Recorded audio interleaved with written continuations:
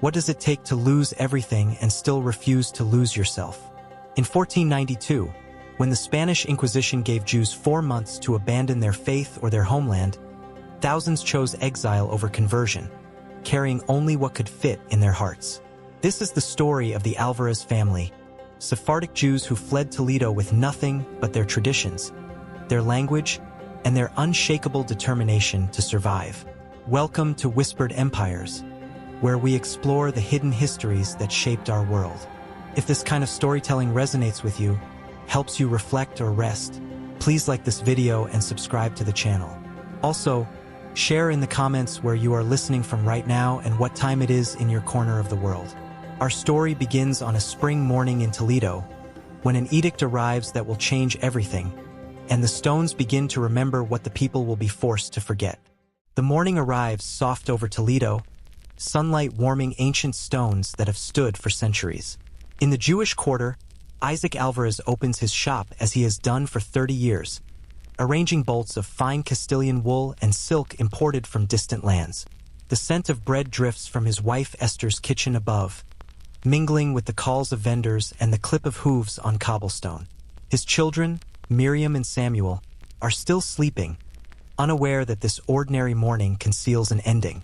Grandfather Raphael sits in the courtyard, reciting morning prayers in Hebrew, his voice steady as the stones beneath his feet. A messenger arrives at noon, his face grave beneath the royal colors. He carries a parchment sealed with the monarch's insignia, Ferdinand and Isabella, whose names have grown heavy with meaning in recent years. The Alhambra decree, issued on March 31st, gives every Jew in Spain until the end of July to make an impossible choice. Convert to Christianity, abandon the faith that has sustained your people for over 1,000 years, or leave, taking nothing of value, forfeiting homes and businesses and graves and memory. Isaac's hands tremble as he reads the words. Around him, the shop seems to shrink, the walls closing in like a fist. By evening, the entire quarter knows. Families gather in homes and synagogues, voices rising in disbelief and fear and desperate calculation. Some speak of conversion, reasoning that faith can be practiced in secret while life continues in the open. Others reject this compromise with fury, declaring that martyrdom is preferable to apostasy. Isaac listens to both sides, feeling the weight of responsibility for his family's future crushing his chest. Miriam watches her father's face age years in hours. Samuel, only 12, asks questions no child should have to ask. Grandfather Raphael remains silent, his eyes fixed on something beyond the room, beyond the choice, beyond perhaps even this world. That night, sleep refuses to come. Isaac and Esther lie awake, the darkness pressing down like stone. They speak in whispers of their parents and grandparents, of roots sunk deep into Spanish soil for 15 generations.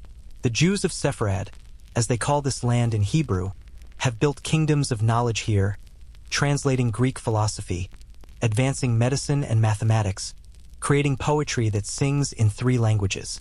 How can a decree erase centuries? How can 4 months undo a millennium? Esther thinks of her mother's recipes, her grandmother's songs, the graves in the Jewish cemetery where her ancestors sleep. What happens to memory when the people who carry it are scattered to the winds? In the morning, Grandfather Raphael makes his announcement. He will not convert, not even in pretense. He will not flee either, choosing instead to die as he has lived, in the land of his birth, faithful to the covenant that defines him. The family pleads, argues, weeps. Raphael remains unmoved, his face serene as ancient parchment. He tells them that some choices are not really choices at all, that a life purchased with betrayal of the soul is no life. He blesses each of them, his hands resting on their heads as though transferring something invisible but essential. Isaac realizes his father is teaching them how to be strong by demonstrating what strength truly means, even when it leads to death. The weeks that follow become a blur of dismantling. Isaac must sell his business, his goods, his home, everything except what can be carried. Christian neighbors who smiled at him for decades now offer insultingly low prices, knowing desperation when they see it. Furniture that cost months of profit sells for the price of a week's bread. Family heirlooms, Beautiful things passed down through generations disappear into the hands of strangers for copper coins. Esther packs with methodical precision, choosing what matters most when everything matters. She takes her grandmother's silver candlesticks, forbidden though they are. She takes recipes written in her mother's hand. She takes seeds from the garden, hoping they might grow in foreign soil. Miriam walks through Toledo for the last time, memorizing everything.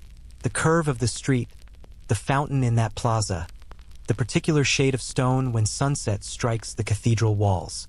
She visits the cemetery where generations of Alvarez ancestors rest, pressing her palms against the markers, as though she could absorb their strength through stone.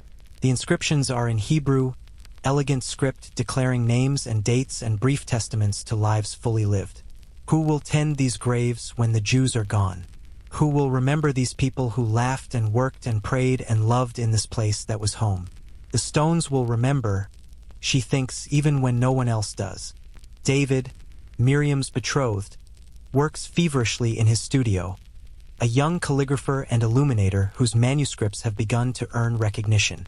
He too must abandon everything, but he packs his tools with reverence, each brush and knife and pot of pigment a link to his craft. He wraps his finest work, a partially completed Hebrew manuscript illuminated with gold leaf and intricate geometric patterns that blend Jewish and Moorish traditions. Perhaps in whatever land receives them, there will be need for beautiful books. Perhaps beauty itself can be a form of resistance, a declaration that they remain human despite being treated as refuse. He writes Miriam's name in the margin of the manuscript, surrounded by flowers and stars. Samuel spends his final days in Toledo studying, as though knowledge might serve as portable homeland. At 12, he has already shown remarkable aptitude for mathematics and astronomy, skills that transcend language and border. He copies star charts and geometric proofs, filling pages with numbers and diagrams. His teacher, an elderly scholar who will also soon depart, tells him that the Jews have always been people of the book because books can travel where stone cannot. Ideas weigh nothing but contain everything. When you have lost your land, knowledge becomes your territory. The boy nods, understanding that he is being entrusted with something larger than facts, a way of being in the world that persists through dispersion. July approaches with terrible speed. The family joins thousands of other Jews streaming toward the coast, a river of people carrying children and bundles, the elderly on carts, the young walking with determined strides. Christian crowds line the roads, some weeping for neighbors they have known for years, others jeering and throwing stones, delighted to see the outsiders finally expelled. Monks walk among the refugees offering baptism as a last chance, waving crosses and promising that conversion even now will restore home and safety. Almost none accept. The column moves forward, leaving behind the only world they have known, walking into a future that contains nothing but uncertainty and the stubborn conviction that faith matters more than comfort. They reach the coast at Cadiz, where ships wait, captains charging extortionate fees for passage to uncertain destinations. Isaac pays nearly everything they have left for space on a vessel bound for Morocco, the nearest land willing to receive refugees. The ship is overcrowded before they board. Refugees packed so tightly there is barely room to sit. Disease is already spreading in the close quarters, children crying from hunger and fear. The family finds a small space against the hull, Esther spreading a blanket to mark their territory for the journey ahead. As the ship prepares to sail, Miriam looks back at the Spanish coast, memorizing the shape of the land that shaped her, knowing she will never see it again. As the Spanish coast fades into the distance, Grandfather Raphael's final words echo in Isaac's memory. The old man had said that exile is not the end of the story but the beginning of a different story, one that their children will tell to their children. He had said that Abraham himself was commanded to leave his homeland, that perhaps the Jewish people are meant to be travelers, carrying their temple in their hearts rather than in stone. Standing on the deck as Spain disappears, Isaac tries to believe this, tries to find meaning in displacement. The stones of Toledo will remember them, he thinks. But will they remember the stones? The ship turns east, toward an unknown shore, toward whatever comes next for a people who have lost everything except themselves. The Mediterranean stretches before them, an expanse of blue that promises nothing. The ship creaks and groans, timbers protesting under the weight of too many souls packed into too little space. The captain, a Genoese merchant with calculating eyes, treats his cargo with barely concealed contempt, knowing these refugees have no alternative, no leverage, no recourse. Below deck, the air grows thick and foul within hours, the stench of unwashed bodies and sickness rising like visible fog. Families claim tiny territories, spreading blankets to mark boundaries that will be constantly violated as people shift and adjust in the impossible crowding. This is merely the beginning of the journey, and already it feels endless. Seasickness strikes within the first day, turning strong men into helpless invalids retching over the rail. Esther tends to Samuel, who cannot keep down even water, his young face gray as ash. The ship's doctor, if he can be called that, offers no help beyond advising passengers to endure. Food is distributed once daily, hard biscuits crawling with weevils and water that tastes of rot. Some families brought provisions, dried fruits and nuts, and carefully hoarded cheese. But these supplies dwindle rapidly or are stolen in the night by desperate neighbors. The wealthy suffer alongside the poor here, gold unable to purchase comfort in a space where there is no comfort to be purchased. All social hierarchies dissolve into the democracy of shared misery. Miriam discovers strength she did not know she possessed. While others sink into despair, she moves through the ship tending to children whose parents are too sick to care for them, singing Spanish lullabies in a voice steady despite the chaos. She changes soiled clothing, shares what little food her family has, tells stories to distract from hunger and fear. David watches her with something like awe, seeing the girl he knew transforming into a woman of formidable capability. He realizes that survival requires not just endurance but active resistance against the forces trying to break them.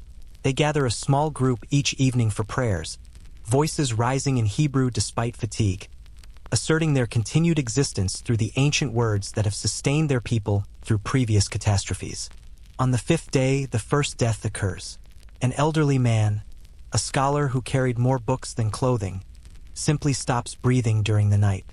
His family discovers him in the morning, his body already cold and stiff in the cramped space. The captain orders the body wrapped and thrown overboard immediately, citing disease and superstition in equal measure. There is no time for proper mourning, no ritual washing, no proper burial in consecrated ground. They recite prayers as the wrapped form slides into the Mediterranean, watching it sink beneath waves that show no more interest in Jewish suffering than the Spanish authorities did. It will not be the last such funeral. Death has boarded the ship alongside them and will claim its share before journey's end. A storm strikes on the eighth day, waves rising like mountains intent on destroying the fragile vessel. Below deck becomes a nightmare of sliding bodies and screaming children, water pouring through seams in the hull, everything not lashed down becoming a projectile in the tilting chaos. Isaac holds his family together, literally, arms locked around Esther and the children as the ship rolls and pitches. Above them, sailors shout in Italian, their panic evident even to those who cannot understand the words. Miriam recites prayers through clenched teeth, each verse a defiance of the storm trying to claim them. The thought comes unbidden. They survived the Inquisition only to drown within sight of salvation. But the ship holds, barely, and as dawn breaks the storm passes, leaving them battered but afloat. In the storm's aftermath, they discover 3 more dead, including a young mother who had been clutching her infant throughout the night. The baby survives, wailing inconsolably, and Esther takes the child without hesitation, putting it to her own breast though she has not nursed in years. The milk comes, somehow, as though her body recognizes emergency and responds with impossible mercy. The baby, a girl perhaps 6 months old, calms and feeds, unaware that the arms holding her belong to a stranger. Miriam watches her mother rock the orphan and wonders how many times this scene has played out through Jewish history. Communities absorbing loss and continuing forward because stopping means extinction. The stones remember, and so must they. Days blur into sameness, marked only by the distribution of increasingly meager rations and the rhythm of prayer. Samuel, recovered from seasickness, spends hours on deck studying the stars when cloud cover permits, using navigation techniques learned from his teacher to estimate their progress. David sketches in a small journal, preserving images of the journey, faces of fellow travelers, the particular way light strikes water at dawn. These creative acts, scholarship and art, become forms of resistance against the dehumanization of their circumstances. They are not merely cargo, not merely refugees. They are a people with history and skills and culture, and these things persist even on a ship that reeks of despair. Each calculation and each drawing is a small declaration of continued personhood. On the 12th day, sails appear on the horizon, and panic ripples through the refugees. Pirates are common in these waters, preying on vulnerable ships known to carry desperate passengers who might still have hidden valuables. The captain orders passengers below deck and battens the hatches, plunging them into darkness. They wait in terrified silence, hearing shouts and the thud of grappling hooks. But the attack never comes. The approaching vessel is also carrying refugees, and there is an unspoken agreement among certain captains not to prey on those fleeing the Inquisition. The hatches reopen to afternoon light, and the passengers emerge blinking, grateful for a danger averted while knowing that such mercy cannot be counted on. Trust has become a luxury they can no longer afford. Morocco appears finally on the horizon, a low brown line between sea and sky. Relief sweeps through the passengers, tears and prayers of gratitude rising like steam. They have survived the crossing. They have reached land. But as the ship enters harbor and the reality of the Moroccan coast reveals itself, hope begins to curdle into something more complicated. The docks are crowded with other refugee ships. Thousands of Spanish Jews already landed and wandering the beaches like ghosts. Nowhere to go and nothing to sustain them. Morocco did not refuse them entry, but neither did it welcome them.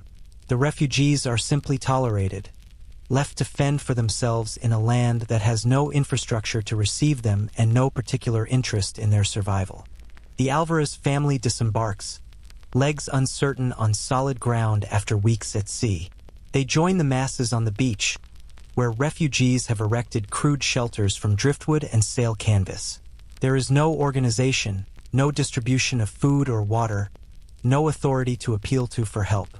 Christian merchants prowl the camps offering to buy any remaining valuables at criminal prices, knowing desperation when they see it. Muslim locals watch from a distance, some with pity, others with suspicion, none with assistance. The family finds a space to claim, spreading their blankets on sand that is already littered with the detritus of earlier arrivals. This is freedom, Isaac thinks bitterly. This is the alternative to conversion. They escaped persecution only to face abandonment. Disease spreads rapidly through the camps, cholera and dysentery claiming victims daily. The orphan girl that Esther adopted develops fever, her small body burning despite the cool cloths applied constantly. Miriam and her mother take turns holding the child, singing Spanish lullabies, willing her to survive when so many others are failing. David searches desperately for a physician, finding finally a local healer who demands payment the family can barely afford. The medicine helps, slowly, the fever breaking on the third day. The child survives, but around them the death toll climbs. Each morning brings new bodies wrapped for burial, and the beach begins to feel less like refuge and more like a mass grave that has not yet been covered with earth. Grandfather Raphael would have died here, Isaac realizes, watching the burials on the beach. The old man was right to refuse exile, choosing instead to die in Toledo where at least the stones knew his name. Here in Morocco there is no dignity, no community infrastructure, no sense of belonging or future. They cannot remain in this place. Rumors circulate of Ottoman Sultan Bayezid welcoming Jewish refugees, mocking the Spanish monarchs for expelling their most talented subjects. Constantinople, they whisper, Istanbul, the Golden Horn where Jews are invited not just tolerated. It will require another sea voyage, more risk, more suffering. But staying here means slow death. Isaac gathers his family and speaks the words they both dread and need to hear. We are leaving again. The stones here will not remember us, but perhaps somewhere there are stones that will. They sell nearly everything remaining to purchase passage on another ship, this one bound for the Ottoman territories. The vessel is no better than the first, perhaps worse, its timbers rotting and its captain a Turkish merchant with eyes that calculate profit in every glance. But the family has learned something from the first crossing. They claim space near a porthole where fresh air might enter. They ration their own supplies carefully rather than trusting the ship's provisions, and they prepare mentally for the ordeal ahead. Miriam and David, married now in a hurried ceremony conducted by a traveling rabbi in the Moroccan camp, hold hands as the ship departs.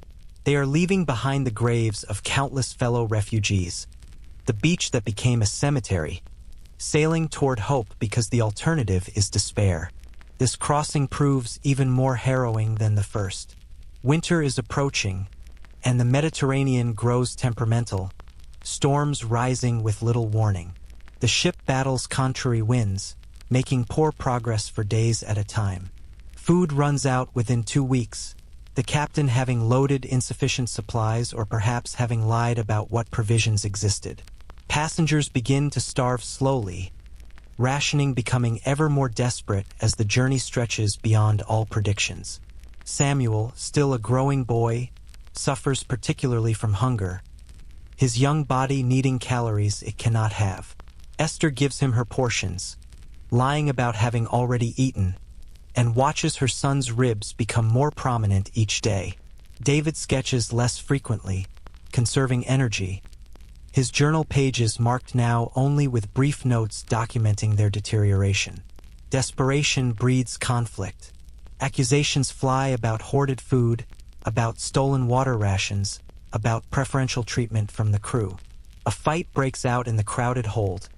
Men too weak to cause real damage but fighting nonetheless. Their frustration and fear finding outlet in violence against each other rather than the circumstances causing their suffering. Isaac intervenes, his merchant's voice accustomed to authority cutting through the chaos. He reminds them that they are still a community, that Jews have survived by helping each other, not destroying each other, that their enemies would be delighted to see them turn on themselves. The fight subsides, but the tension remains, a constant background hum of barely controlled desperation. They are being ground down, reduced to nothing but need and fear. On the 20th day, they sight another ship, and this time it is pirates, genuine predators who see vulnerability and opportunity. The refugee vessel has nothing to defend itself with, no arms, no crew trained in combat, only desperate people with almost nothing left to lose. The pirates board efficiently, ransacking the hold for valuables. They find little, the refugees having already sold or lost nearly everything. Frustrated, the pirates take their anger out on passengers, beating those who resist or simply those who are convenient targets. David attempts to hide his manuscript, the illuminated pages representing months of work and his only remaining professional credential, but a pirate discovers it and tears pages free, laughing at the beautiful Hebrew calligraphy before casting the leaves overboard like so much trash. David watches his work, his art, his proof of skill and talent, scatter across the waves and sink into depths that will preserve them as long as stone preserves anything, which is to say forever and for no one. He feels something break inside, not dramatically but quietly, a small essential thing fracturing under cumulative weight.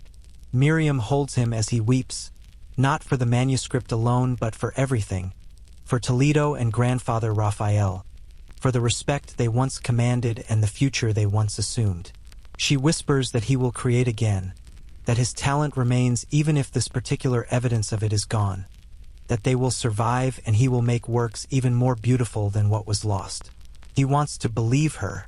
He tries to believe her. But in this moment, watching the golden leaves sink, belief seems impossibly distant. The pirates leave them poorer and beaten but alive. Could have been worse, the captain says with callous pragmatism. They could have taken the ship itself or killed passengers for sport. This is meant to be consoling but achieves the opposite, highlighting how utterly powerless they have become. Yet something unexpected emerges from the attack. The community, fractured by hunger and fear, reunites in shared suffering. People who were fighting the day before now tend to each other's wounds. Women share the last scraps of food with children not their own. The orphan girl, now walking and beginning to speak, is passed from lap to lap, each adult taking a turn holding her, finding in her innocent resilience a reason to continue. The stones remember. Miriam whispers to the child, teaching her the phrase, making it a game. Samuel, weakened by hunger and the beating he received trying to protect his mother, develops fever. The ship has no medicine, no physician, nothing but prayers and hope. For 3 days he burns, delirious, calling out mathematical formulas and star names in his fever dreams. The family takes turns sitting with him, keeping him as cool as possible with seawater-dampened cloths, forcing drops of precious water between his lips. Esther prays with an intensity that frightens Miriam, her mother's voice raw from hours of pleading with the god, who seems to have forgotten them somewhere on this endless water. On the 3rd night, the fever breaks. Samuel wakes weak but clear-eyed, asking how long they have been traveling and how much farther to Istanbul. The community celebrates this small victory as though it were a great one, because any life preserved feels like triumph now. Land appears on the 32nd day, and the announcement brings people flooding to the deck despite weakness. The Turkish coast materializes from morning mist, green hills rising beyond harbors where minarets pierce the sky. This is not their destination, merely a stop for water and minor repairs. But the sight of solid earth makes every passenger weep with relief. They dock briefly, and those with any remaining coins purchase food, fresh water, fruit that tastes like paradise after weeks of deprivation. The Alvarez family sits on the dock, feet on stone, eating oranges with reverence. This is not home and will never be home, but it is not the ship, not the sea, not the constant motion and uncertainty. For a few hours, they remember what it feels like to not be in mortal danger every moment. The ship departs after 8 hours, and the brief respite makes returning to the crowded hold even harder. But Istanbul is now only days away, the captain assures them, for days, perhaps 5 depending on winds. The refugees allow themselves to believe, to imagine arrival, to picture whatever future might await in a city they have only heard described. Isaac speaks with other merchants, sharing information about Ottoman commercial practices, customs duties, trade regulations. David carefully stores his remaining supplies, planning what he will need to restart his craft. Miriam practices Turkish phrases learned from sailors, accumulating words that might ease their transition. They are still refugees, still vulnerable, but they are also becoming something else, people actively preparing for a future rather than merely surviving the present. This subtle shift feels monumental.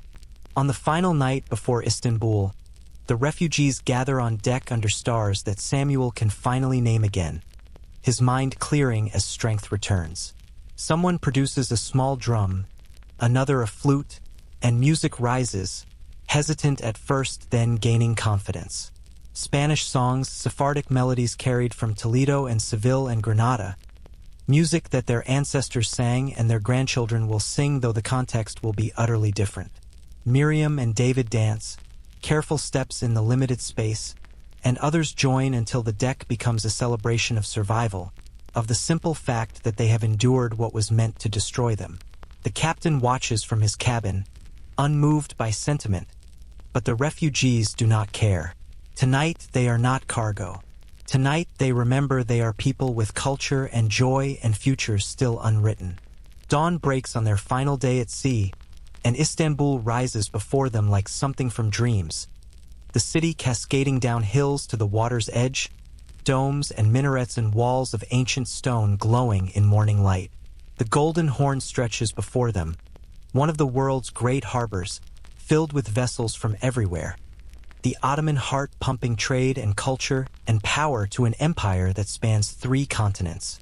The refugees crowd the rail, silent now, awed by the sheer scale and foreignness and possibility of what they are seeing. This will be home, Isaac thinks, trying the word mentally, testing its fit. Not Spain, never Spain again, but this strange, beautiful city that does not yet know them but has agreed to receive them. The stones here will learn to remember them. They will make certain of it. The ship docks finally, and the refugees disembark on unsteady legs, carrying their diminished belongings into a city that hums with languages they do not speak, displaying goods they do not recognize, operating by customs they have not yet learned. They are foreigners here, outsiders, people without place or protection. But they are also people with skills, with faith, with the stubborn determination that carried them across 2 seas and through more loss than most humans experience in a lifetime. Ottoman officials process them efficiently, neither hostile nor particularly welcoming, bureaucrats doing their jobs. The family passes through, receives temporary housing assignments in the Jewish quarter, and steps into the streets of Istanbul. The journey is over. The real work of rebuilding begins now. Miriam takes Esther's hand, and together they walk forward into whatever comes next. Refugees becoming residents, carrying the stones of memory into a future they will construct with their own hands.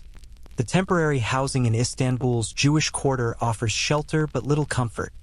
A single room shared with another refugee family. Walls thin as hope and floor bare earth. The neighborhood teems with recent arrivals. Spanish Jews who fled months earlier now competing for work, for space, for basic resources. The Alvarez family spreads their blankets on half the room, their neighbors from Cordoba taking the other half. Privacy is a memory from a previous life. At night, 8 people breathe in a space meant for 3, and the sounds of crying children and whispered arguments filter through walls from adjacent rooms. This is freedom, Isaac reminds himself bitterly. This is what they chose over conversion. Some days that choice feels correct. Other days it feels like madness purchased with everything they owned. Language becomes the first mountain to climb. Turkish and Hebrew share no common root, and the Ladino Spanish the refugees speak means nothing here.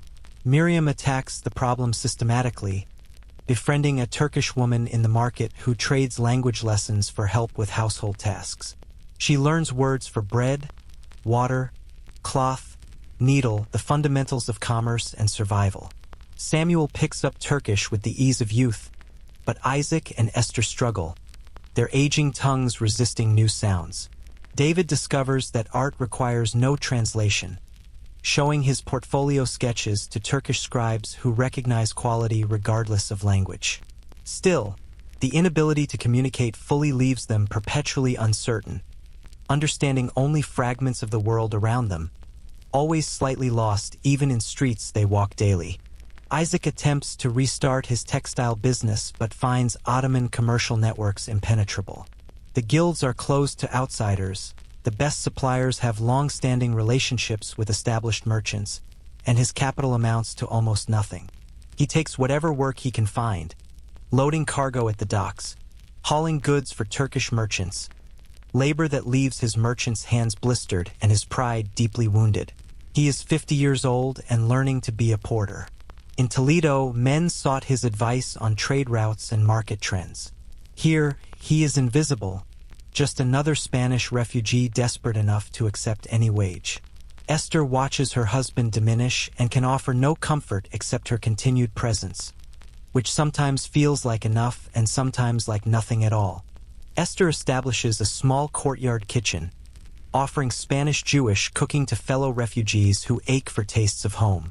Her empanadas and barricas, made with Turkish ingredients that approximate Spanish ones, sell quickly.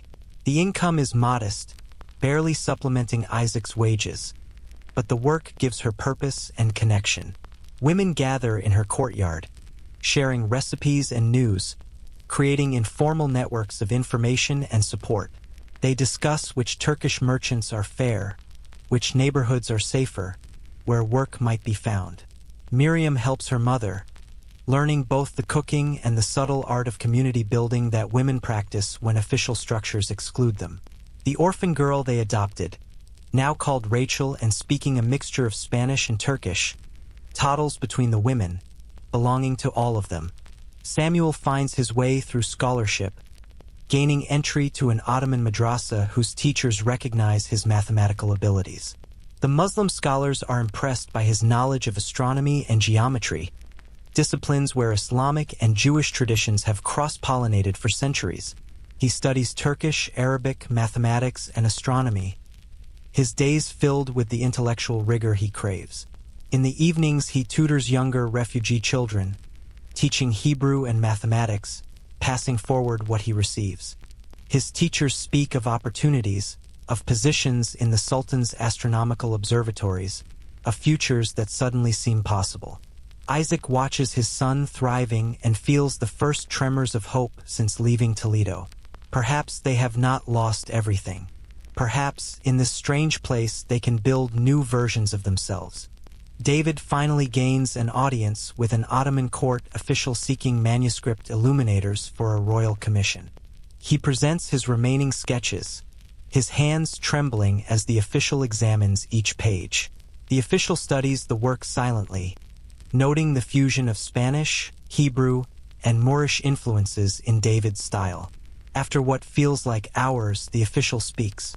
The Sultan values craftsmanship and has instructed his court to welcome talented refugees. David will receive a trial commission, a small work to demonstrate his abilities. If satisfactory, larger projects will follow. The pay is modest but sufficient. David leaves the palace walking on air, finding Miriam to tell her that their future might contain more than mere survival, that his craft might be restored, that the stones of Istanbul are beginning to remember his name.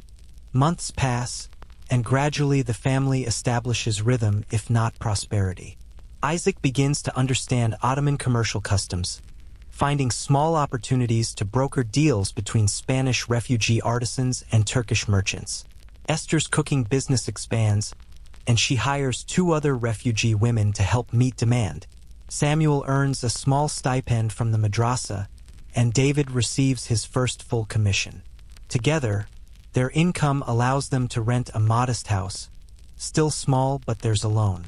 They celebrate Shabbat in their own space for the first time since leaving Spain, lighting Esther's hidden silver candlesticks, reciting prayers that echo differently in these new walls but carry the same meaning. The stones are learning to remember them. They are, slowly and painfully, building a life. Yet grief ambushes them at unexpected moments. Esther, preparing a recipe that requires a specific Spanish spice unavailable in Istanbul, breaks down crying over a bowl of dough. Isaac, hearing Castilian Spanish spoken with a specific Toledo accent in the market, follows the speaker for 3 blocks before realizing he is chasing a ghost. Miriam dreams of their house in Toledo, walking through rooms that no longer exist, touching furniture long since sold, seeing grandfather Raphael alive and young. They wake from these dreams disoriented, momentarily forgetting where they are, the present taking seconds to reassert itself over memory. The loss is not diminishing with time, merely changing texture, becoming something they carry constantly rather than something that overwhelms them completely. The stones remember, Miriam whispers to Rachel, teaching the child the phrase that has become their family mantra. The refugee community faces external challenges as well as internal ones. A blood libel accusation emerges in a neighboring quarter, the ancient lie that Jews use Christian blood in their rituals. Panic spreads through the Jewish neighborhoods, memories of Spanish persecution still raw. Ottoman authorities, however, respond differently than Spanish ones did. Officials investigate, quickly determine the accusation is baseless, and punish the accuser for disturbing public peace. The Jews are stunned by this justice, this casual fairness that acknowledges their humanity and rights.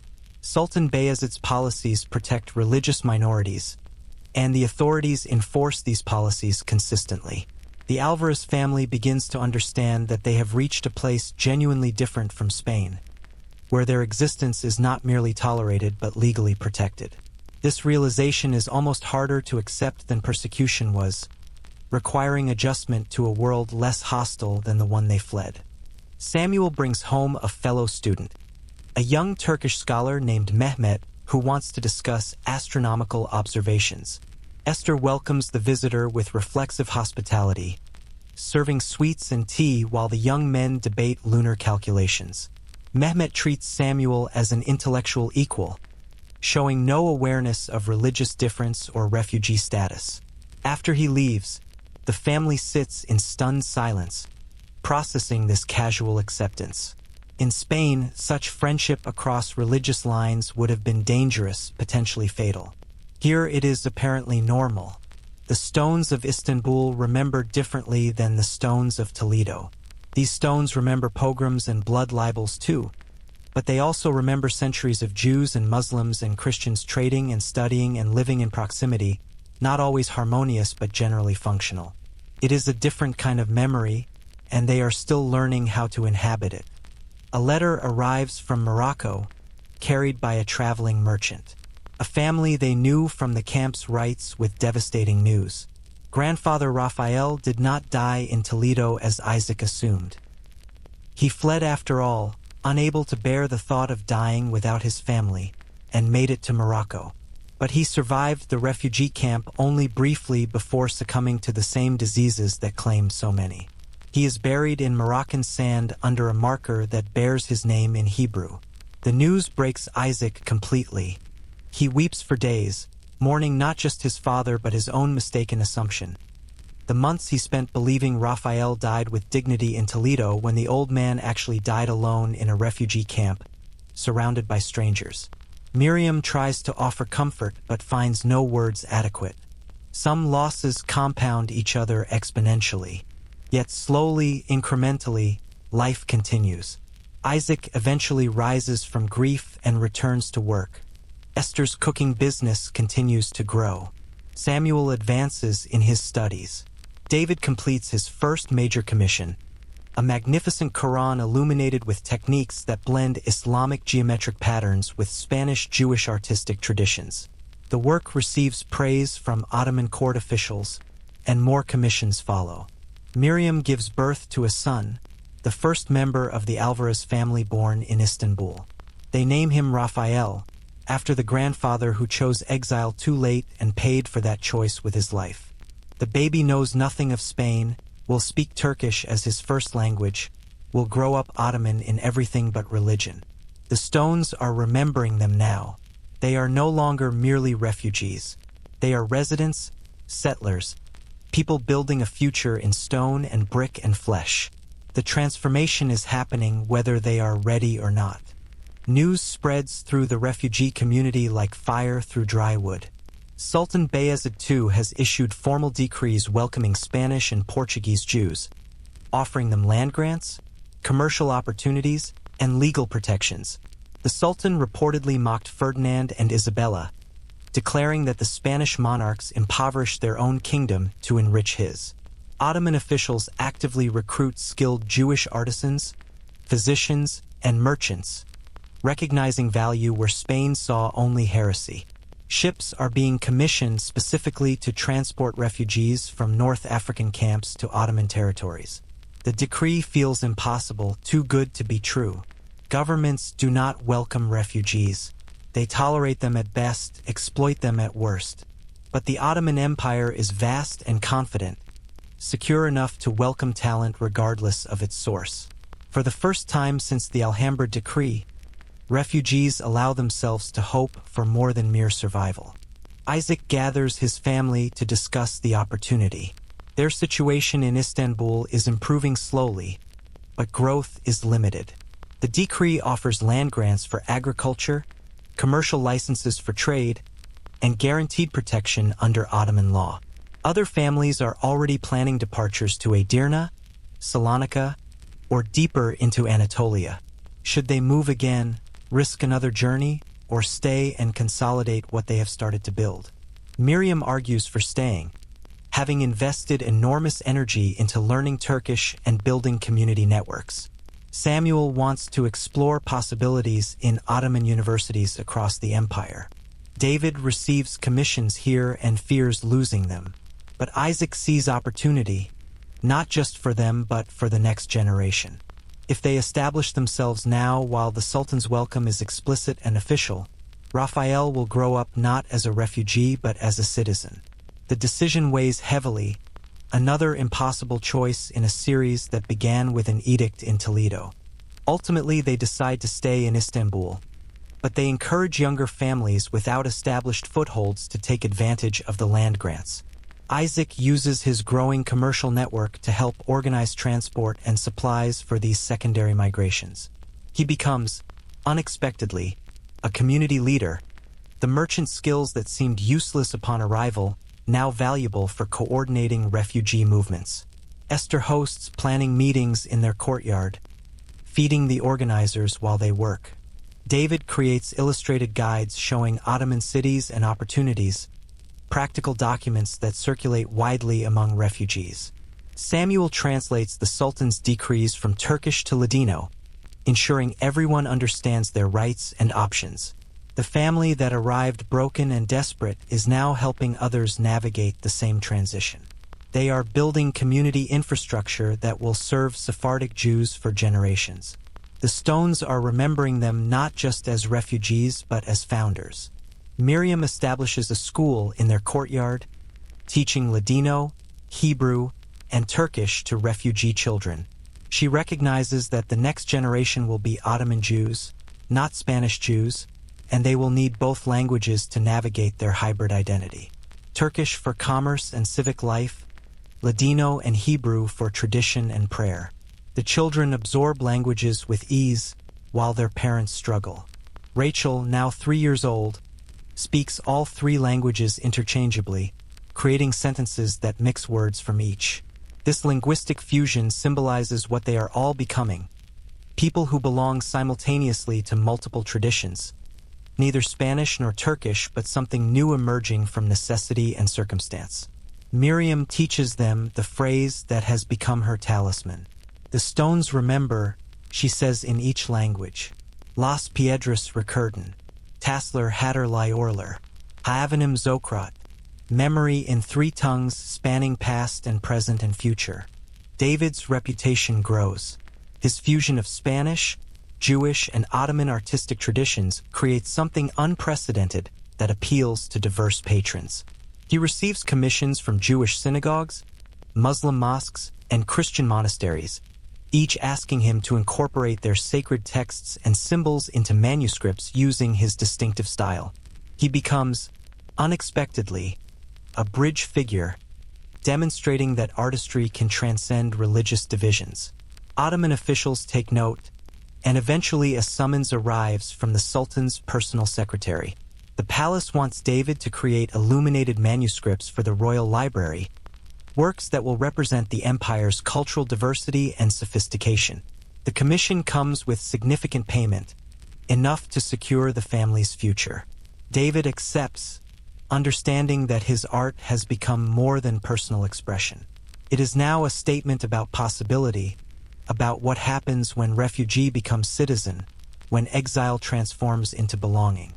Isaac establishes a trading company with 2 other Sephardic merchants and 3 Turkish partners. They import textiles from Spain and Italy, export Ottoman goods to European markets, and facilitate trade in both directions. The partnership demonstrates that commercial networks can function across religious lines when mutual profit is clear. Isaac's fluency in Ladino, Hebrew, Castilian Spanish, and improving Turkish makes him valuable as a translator and negotiator. The merchant he was in Toledo is being rebuilt in Istanbul, but this version is more cosmopolitan, more adaptable, more aware of how precarious prosperity can be. He keeps detailed records of every transaction, saves aggressively, and never forgets that everything was once lost and could be lost again. This awareness makes him conservative in business but also generous in supporting refugee families still arriving from the West. He remembers what it felt like to have nothing. That memory shapes every decision he makes. Esther's cooking business expands beyond refugees to serve the broader community. Turkish neighbors come for her barikas and empanadas, finding the Spanish flavors exotic and appealing. She hires 4 women, 2 Sephardic refugees, and 2 Turkish locals, creating a business that bridges communities through food. The kitchen becomes a space of cultural exchange, recipes adapting to local ingredients, techniques blending Spanish and Ottoman traditions. Esther teaches Turkish women how to make Spanish pastries, and they teach her Ottoman dishes. Food becomes a language when words fail, a way of saying we are different but can still feed each other, still nourish each other, still find commonality at the table. Sultan Bayezid's vision of a diverse empire is being enacted in miniature in Esther's courtyard, not through proclamations but through the simple act of sharing meals, building relationships one flavor at a time. Samuel receives appointment to an assistant position at an Ottoman astronomical observatory. At 16, he is the youngest scholar on staff, but his mathematical abilities and language skills make him invaluable. He works with Muslim, Christian, and Jewish astronomers mapping stars and calculating calendars for an empire that spans multiple religions and regions. The observatory represents everything the Inquisition feared: scholars of different faiths working toward common understanding of the universe, refusing to let religious division limit scientific inquiry. Samuel thinks often of his grandfather, wishing Raphael could see this place where knowledge transcends dogma. He writes detailed letters to cousins scattered across the Mediterranean, describing the observatory and encouraging younger relatives to pursue education. He is becoming, like David, a bridge between worlds, demonstrating through his work that refugee children can contribute at the highest levels of Ottoman society. The family celebrates their first Passover in their own home, not just a rented room but a house they are purchasing through Isaac's business profits. They invite other refugee families, filling their home with voices reciting the ancient story of Exodus in Ladino, Hebrew, and Turkish. The irony is not lost on anyone. They recite prayers about leaving Egypt while sitting in the land of their own exile, remembering slavery while building freedom, telling stories of ancestral journeys while living through their own. When they reach the passage declaring next year in Jerusalem, the traditional hope of return, voices falter. Jerusalem is Ottoman territory, possible to visit but feeling no more like home than Istanbul does. Some refugees no longer hope to return to Spain. They hope instead to make this new place home, to transform exile into settlement, to create a future that does not require return to the past. The stones of Istanbul are remembering them. Slowly, painfully, they are remembering Istanbul. Spring brings new arrivals, Spanish refugees from the final waves of expulsion. The Alvarez family greets them at the docks, remembering their own arrival just 2 years earlier. They offer practical help, explaining Ottoman customs, providing temporary housing, connecting newcomers with work opportunities. Miriam teaches language classes. Isaac helps with commercial licensing. Esther feeds the newly arrived. David creates guidebooks. Samuel translates documents. The family has become infrastructure, the kind of support network they desperately needed and only partially found. They understand now that refugee communities must build their own safety nets, that governments may provide legal frameworks but daily survival depends on mutual aid. Each person helped is insurance against future need, an investment in community that yields returns far exceeding any individual calculation. The stones remember those who help as well as those who harm. The Alvarez family is consciously choosing which kind of memory they will create. 2 years after arriving in Istanbul, the family gathers on their rooftop at sunset, watching the city transform in evening light. The minarets, initially so foreign and strange, have become familiar landmarks. The call to prayer that once felt alien now marks the rhythm of their days. They have learned enough Turkish to conduct business, maintain friendships, navigate bureaucracy. Their children speak the language fluently. They own property, operate businesses, contribute to civic life. They are no longer merely refugees. The transformation is not complete. Grief and longing for Spain persist, but they have crossed some invisible threshold from temporary to permanent. Istanbul is not home the way Toledo was home, with generations of family memory embedded in every stone. But it is home in a different way, the home they are actively building rather than the home they inherited. The stones are remembering them. The question is whether they can remember themselves, can maintain identity while adapting, can remain Sephardic when Sepharad is lost forever. Miriam watches the sun set over the Golden Horn and whispers the phrase to young Raphael, who repeats it carefully. Las piedras recuerdan. The stones remember. Perhaps that will be enough. 3 years have passed since the Alvarez family first glimpsed Istanbul's domes rising from the sea. The city no longer feels foreign, its rhythms and sounds woven into their daily existence like thread through fabric. Isaac walks to his trading house each morning, nodding to Turkish merchants who have become genuine colleagues rather than suspicious strangers. His business thrives, importing Spanish wool and Italian silk, exporting Ottoman ceramics and metalwork to European markets hungry for Eastern luxuries. The partnerships he formed with Turkish merchants have deepened into friendships built on mutual respect and shared profit. Yet success brings its own complications, visibility that makes him simultaneously more secure and more vulnerable. Prosperity attracts both opportunity and envy. The stones of Istanbul remember success as well as suffering. Esther's Courtyard has become an institution, a restaurant before the word exists, serving Sephardic Ottoman fusion cuisine that attracts patrons from across Istanbul's diverse communities. Greek merchants dine alongside Jewish scholars. Armenian artisans share tables with Turkish officials, all drawn by food that transcends religious division. She employs 8 women now, a mixture of Sephardic refugees and local Turks who work together creating dishes that blend traditions. Her signature dish, barikas filled with spinach and cheese prepared using Ottoman spices and Spanish technique, sells out daily. The income allows her to support newly arrived refugee families, providing free meals to those who cannot pay. She has become, in her own quiet way, a community leader, building bridges one meal at a time, demonstrating that nourishment creates connection where words sometimes fail. Miriam's school has outgrown the courtyard, moving to a dedicated building funded by successful Sephardic merchants, including her father. She teaches 60 children now, ranging from toddlers learning basic letters to teenagers studying advanced texts.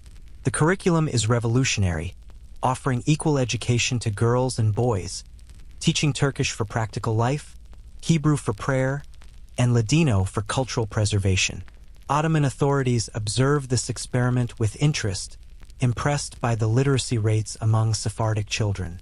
Miriam has become a respected educator, consulted by other communities seeking to establish schools.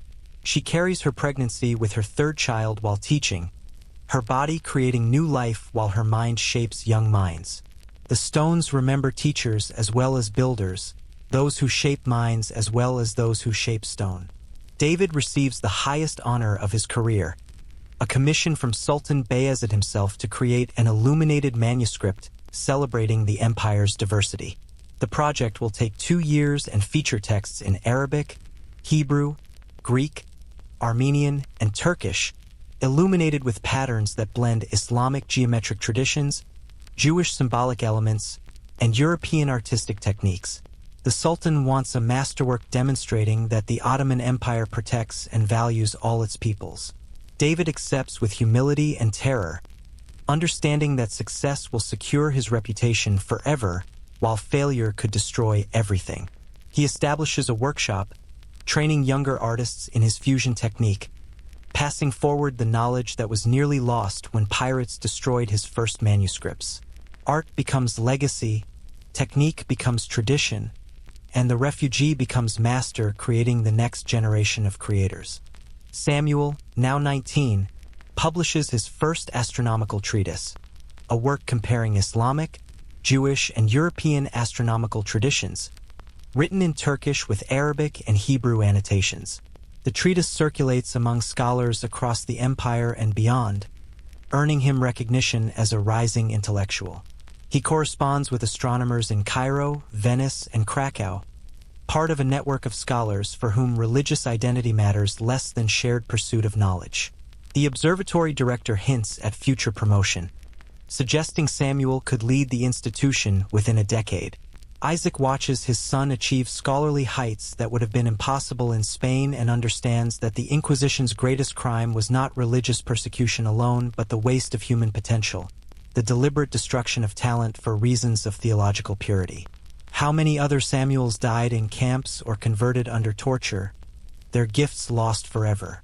Young Raphael, now 4, runs through Istanbul's streets speaking Turkish with native fluency, his Spanish limited to prayers and phrases learned from his grandparents. He plays with Turkish, Greek, and Armenian children, unaware of the boundaries that divide their parents. To him, Istanbul is simply home, not refuge or exile, but the only world he has known. Esther watches her grandson and feels both joy and melancholy, recognizing that he will never know Spain, never feel the particular ache of homeland lost. He is the first truly Ottoman Alvarez, shaped by this place rather than merely surviving in it. The transformation she and Isaac resisted is complete in him. The stones of Toledo mean nothing to Raphael. The stones of Istanbul are writing themselves into his memory, the only stones he will ever need to remember. A shadow falls when a familiar face appears in Isaac's trading house. Rodrigo, a Toledo neighbor who enriched himself by informing the Inquisition about Jewish wealth, has somehow found his way to Istanbul. He converted to Christianity, took his profits, and now seeks to establish himself in Ottoman trade, assuming old acquaintances will help him. Isaac feels rage rising like bile, remembering how Rodrigo's testimony forced the family to sell their home at a fraction of its value. Miriam urges her father to refuse help, to let this informant fail. But Isaac surprises himself and his daughter by offering minimal assistance, not from forgiveness but from recognition that becoming like Rodrigo would poison what they have built. The stones remember both justice and mercy, and Isaac chooses which memory to create. The Sephardic community debates building a synagogue, a permanent structure that will declare their intention to remain. Some argue it is too soon, too visible, that permanent buildings invite persecution as they learned in Spain. Others counter that Sultan Bayezid's protections are genuine, that building demonstrates confidence in their Ottoman future. The debate becomes heated, generations dividing, older refugees cautious while younger ones push for permanence. Isaac finds himself mediating between camps, understanding both positions, sympathizing with fear while recognizing that perpetual temporariness is its own kind of death. Miriam argues passionately for building, declaring that her children deserve a synagogue as beautiful as the mosques and churches around them, that hiding is a habit from Spain that no longer serves them. The vote is close, but the builders prevail. The stones will remember them not as refugees but as a community with future and faith in that future. David begins sketching designs for the synagogue, imagining a structure that honors their Spanish heritage while embracing their Ottoman present. He envisions horseshoe arches from Toledo, geometric tile work from Istanbul, a fusion architecture that will physically manifest their hybrid identity. The community commissions him as primary designer, trusting his artistic vision that has succeeded in blending traditions. He works obsessively, filling page after page with drawings, calculating proportions, imagining how light will enter through windows designed to face Jerusalem.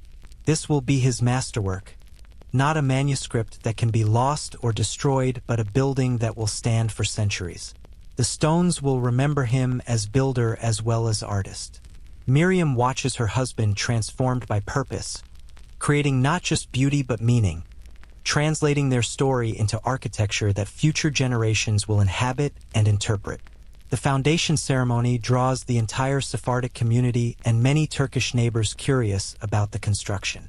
A rabbi blesses the ground, prayers rising in Hebrew while Turkish officials observe with approval. The first stones are laid with ceremony, each one representing a family, a generation, a commitment to future. Miriam places a stone for grandfather Raphael, whispering that he chose exile too late but his choice still mattered, still brought them here. Isaac places a stone for the home in Toledo, acknowledging what was lost while building what will endure. Esther places a stone for the orphan children she has fed, the refugee families she has welcomed, the community she has nourished. David places a stone for the manuscripts destroyed by pirates, declaring that beauty survives destruction when artists refuse to stop creating. The stones remember. They will remember this too. Construction proceeds slowly over months, each brick and tile placed with care and intention. Sephardic stonemasons work alongside Turkish craftsmen, sharing techniques and tools, creating hybrid construction methods that blend traditions. The building rises gradually, its form revealing David's vision, arches and tiles and windows that honor both Spanish memory and Ottoman present. Children play in the construction yard, climbing partially built walls, the next generation claiming this space as theirs before it is even complete. Neighbors bring food to the workers, Muslims and Christians and Jews collaborating on a structure that will serve one faith but enriches the entire neighborhood through its beauty. The Ottoman Empire at its best, diversity functioning not through forced unity but through genuine pluralism, each community maintaining identity while contributing to shared civic life. This is what Bayezid envisioned when he welcomed them. This is the promise being fulfilled in stone and sweat and shared labor. As year 5 in Istanbul draws to close, the Alvarez family gathers again on their rooftop, now expanded and furnished with cushions and carpets. A true living space where they host Shabbat dinners and festival celebrations. The city has transformed around them, new buildings rising, communities growing, prosperity spreading. Or perhaps they have transformed, learning to see Istanbul not as exile but as home, not as temporary refuge but as permanent residence. Samuel announces his engagement to a young woman from Salonika, another Sephardic family, their wedding planned for spring. Miriam reveals her pregnancy, a fourth child coming. David discusses synagogue completion timelines. Esther speaks of expanding her restaurant. Isaac tallies the year's profits, enough to bring more refugee families from North Africa. Young Raphael practices his Hebrew letters, writing the phrase his aunt taught him, "The stones remember," in careful childish script. They are building something that will last, something worth remembering. The stones of Istanbul are learning their names, and they are learning to call this place home. The completed synagogue stands as testament to survival and transformation, its walls blending Toledo's horseshoe arches with Istanbul's geometric tiles, Hebrew inscriptions framed by Ottoman calligraphic borders. The dedication ceremony draws thousands, Sephardic Jews from across the empire traveling to witness this declaration of permanence. Sultan Bayezid sends an official representative bearing congratulations and a gift of silk curtains for the ark. The symbolism is not subtle. The empire that expelled Jews now sends gifts to the empire that welcomed them. Isaac delivers a dedication speech, his voice steady though emotion threatens to break it. He speaks of grandfather Raphael, of the refugees who died in Moroccan camps, of the children born in Istanbul who know no other home. The stones remember, he concludes, and so must we. Miriam gives birth to twin daughters during the synagogue's first month of operation, and the community celebrates the births as blessing upon the new building. The girls are named Raquel and Luna, Rachel after the adopted orphan who thrives in their household, and Luna for the moon that guided them across the Mediterranean. The naming ceremony fills the new synagogue with song and prayer, 3 generations of Alvarez family surrounded by hundreds of community members who have become extended family through shared struggle and success. Esther holds her granddaughters and weeps with joy complicated by sorrow, wishing her own mother could see these children, these stones, this survival. The community has grown from desperate refugees to thriving settlement in 6 years, a transformation that still feels impossible. Yet here are the twins, proof of future, Ottoman Jews born into security their parents never knew. Samuel's wedding becomes a community event, uniting 2 Sephardic families from different cities, creating networks that will strengthen the diaspora. His bride Leah arrives from Salonika with her family, bringing customs slightly different from Istanbul's practices, dialect variations in their Ladino, recipes with different spices. The differences are minor but significant, highlighting how quickly separated communities begin diverging. The wedding ceremony under a chuppah in the new synagogue represents not just individual union but community consolidation. Refugees from different Spanish cities reuniting under Ottoman protection. Ottoman officials attend, bearing gifts and blessings. Turkish merchants who trade with Isaac bring congratulations. The celebration lasts 3 days, music and food and dancing that declares they are not merely surviving but thriving, not just existing but celebrating existence. Not refugees anymore, but a community with joy and future. David completes the Sultan's manuscript, a masterwork of 700 pages featuring texts in 5 languages, illuminations that blend geometric Islamic patterns with figurative European traditions and symbolic Jewish elements.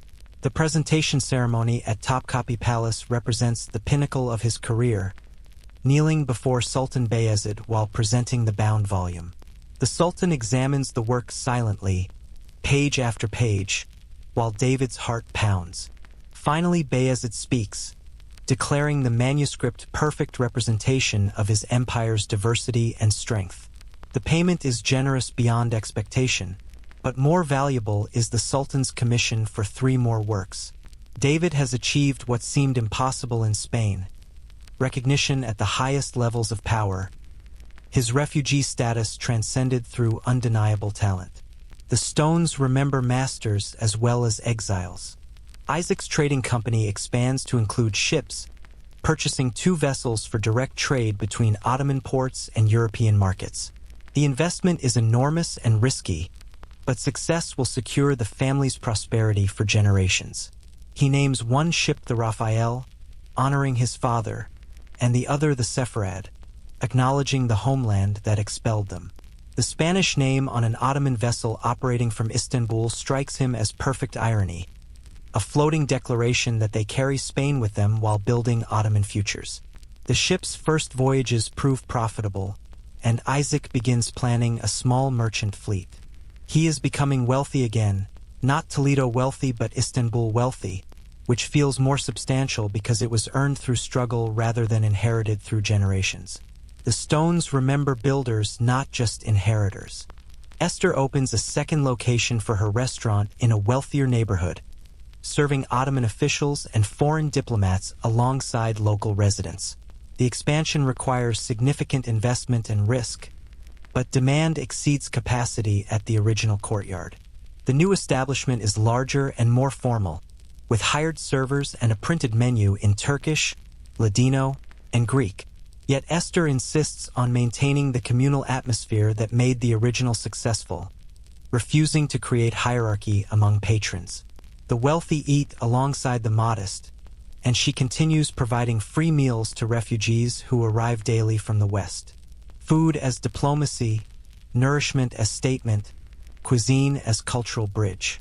Her success demonstrates that refugee women can build businesses as substantial as men's, that domestic skills can translate to commercial enterprise, that survival can transform into prosperity through determination and vision.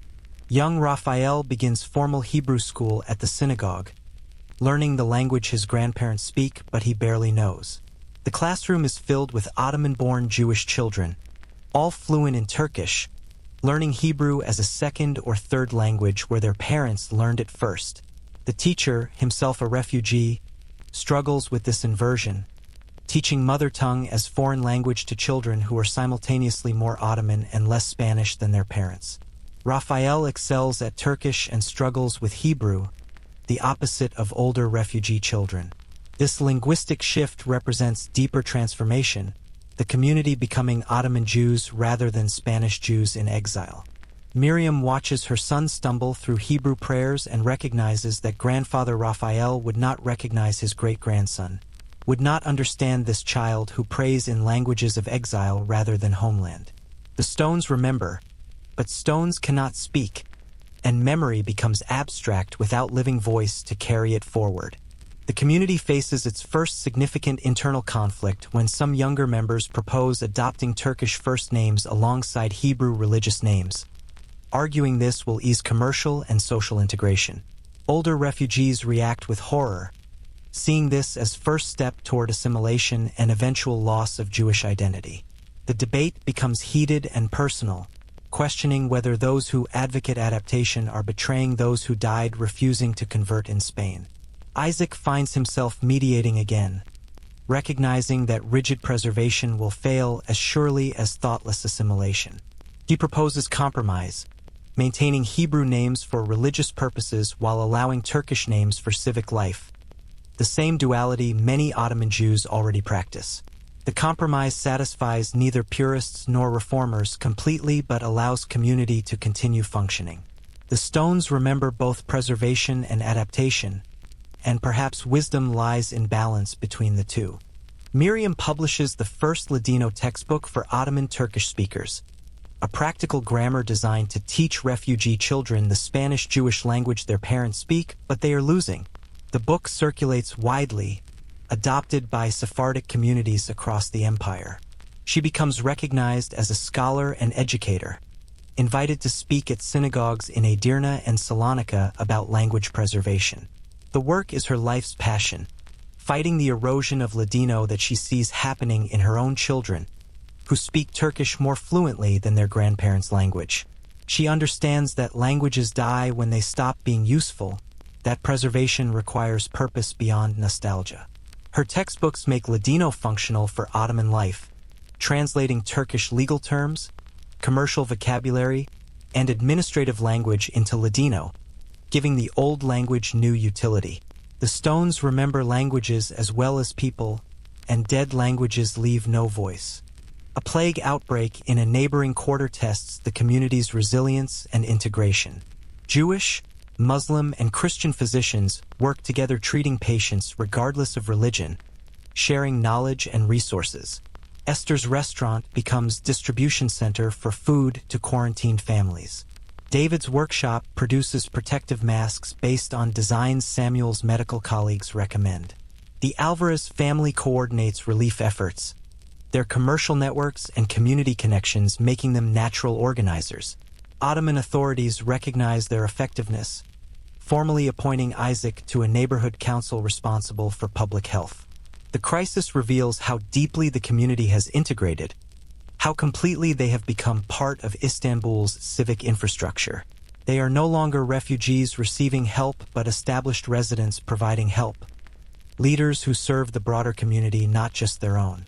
The stones remember service as well as suffering, and civic contribution earns memory that exile cannot. Samuel publishes research on plague prevention, combining Islamic medical knowledge, Jewish traditional practices, and European medical theory. His work earns recognition from physicians across the empire and beyond, letters arriving from Venice and Vienna requesting copies. At 22, he is appointed head astronomer at the Imperial Observatory, the youngest person ever to hold the position. His success represents what Ottoman meritocracy enables: a refugee's son rising to leadership based purely on talent and knowledge.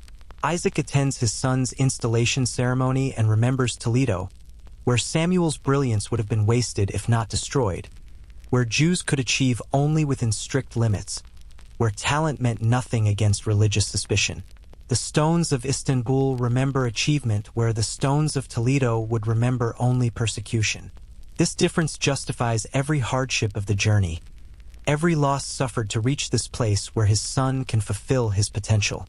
8 years after leaving Toledo, the Alvarez family gathers for Passover in their own home, now expanded and beautiful, filled with furniture and artwork that declares permanence. They recite the traditional prayers about Exodus and liberation, but the words resonate differently now. They are no longer wandering, no longer in transition.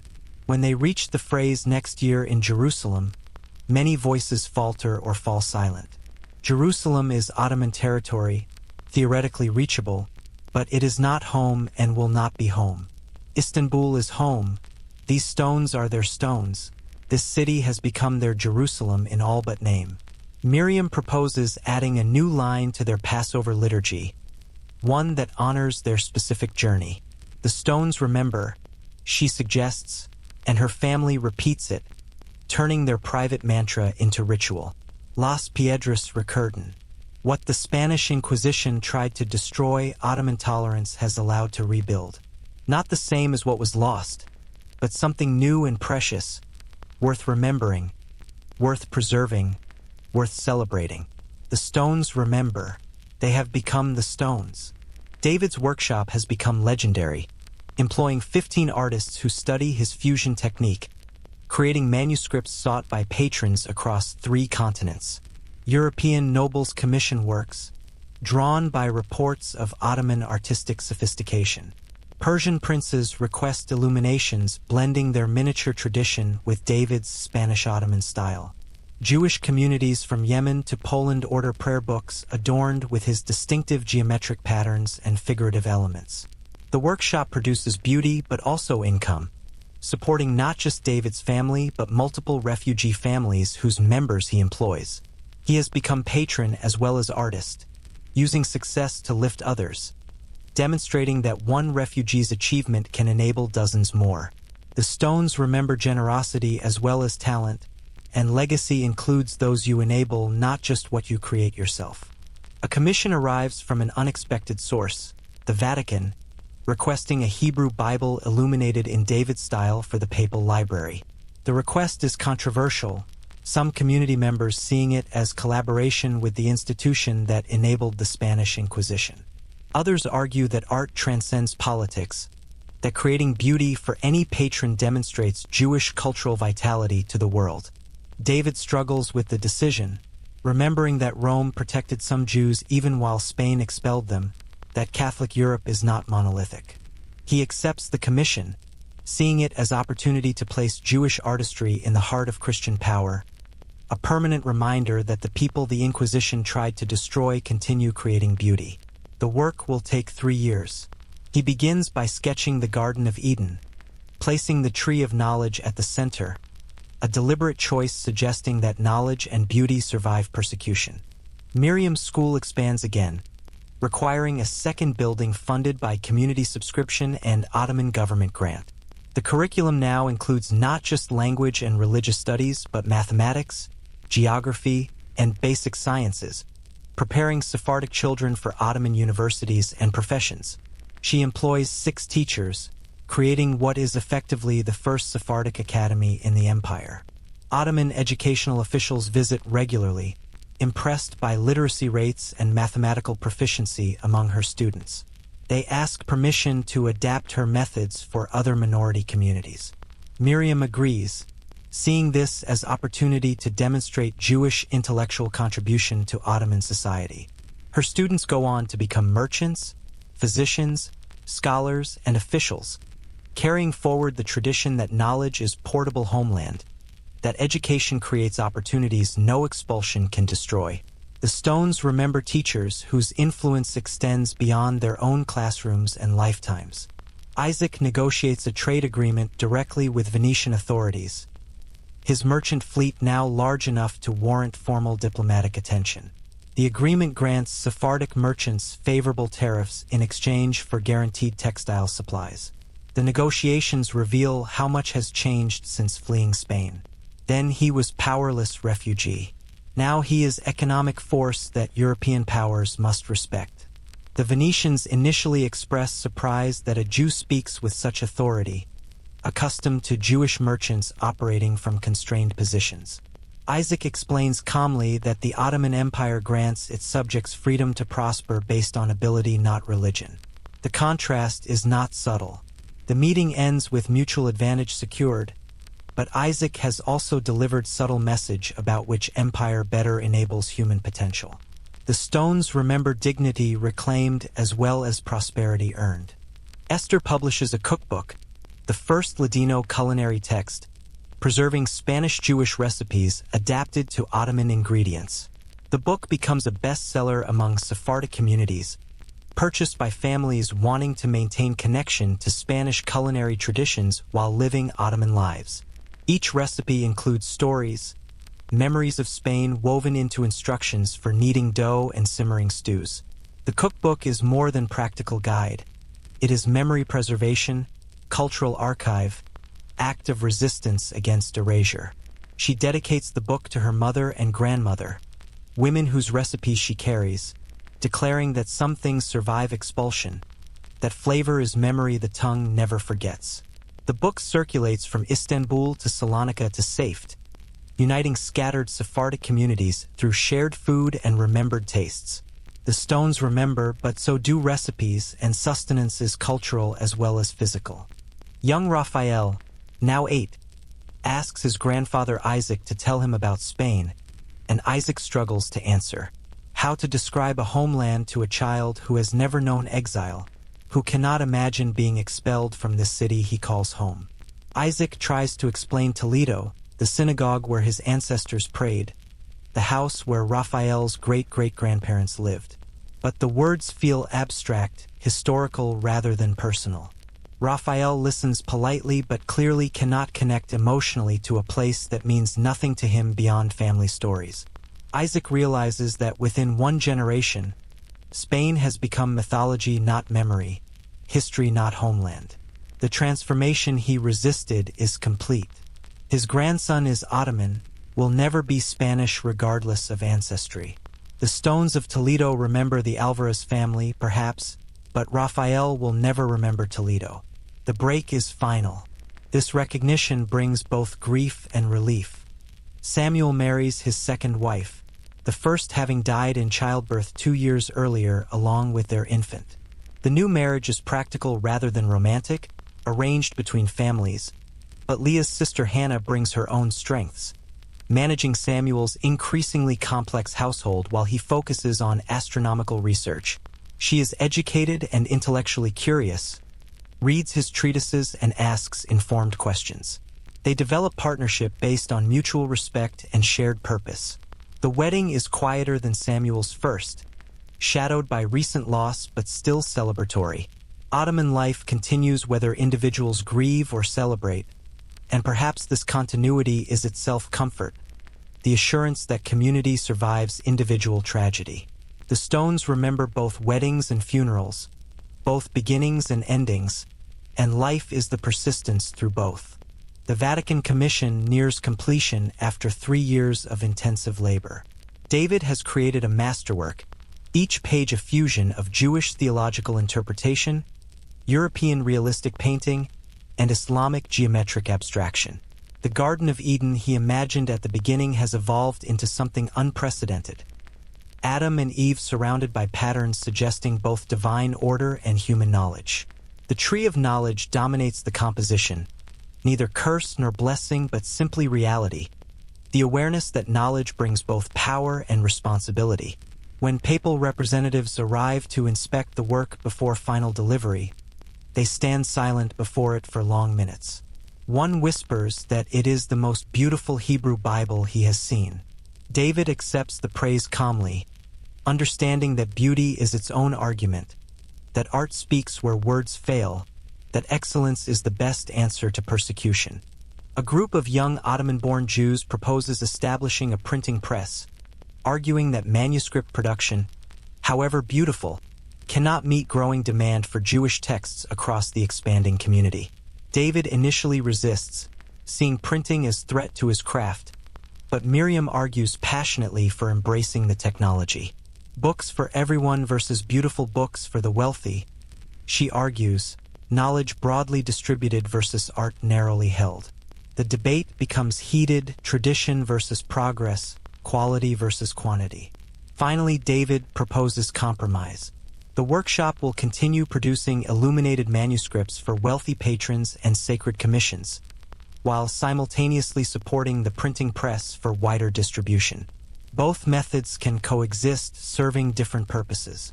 The community agrees, and the first Hebrew printing press in Istanbul is established with David's blessing and partnership.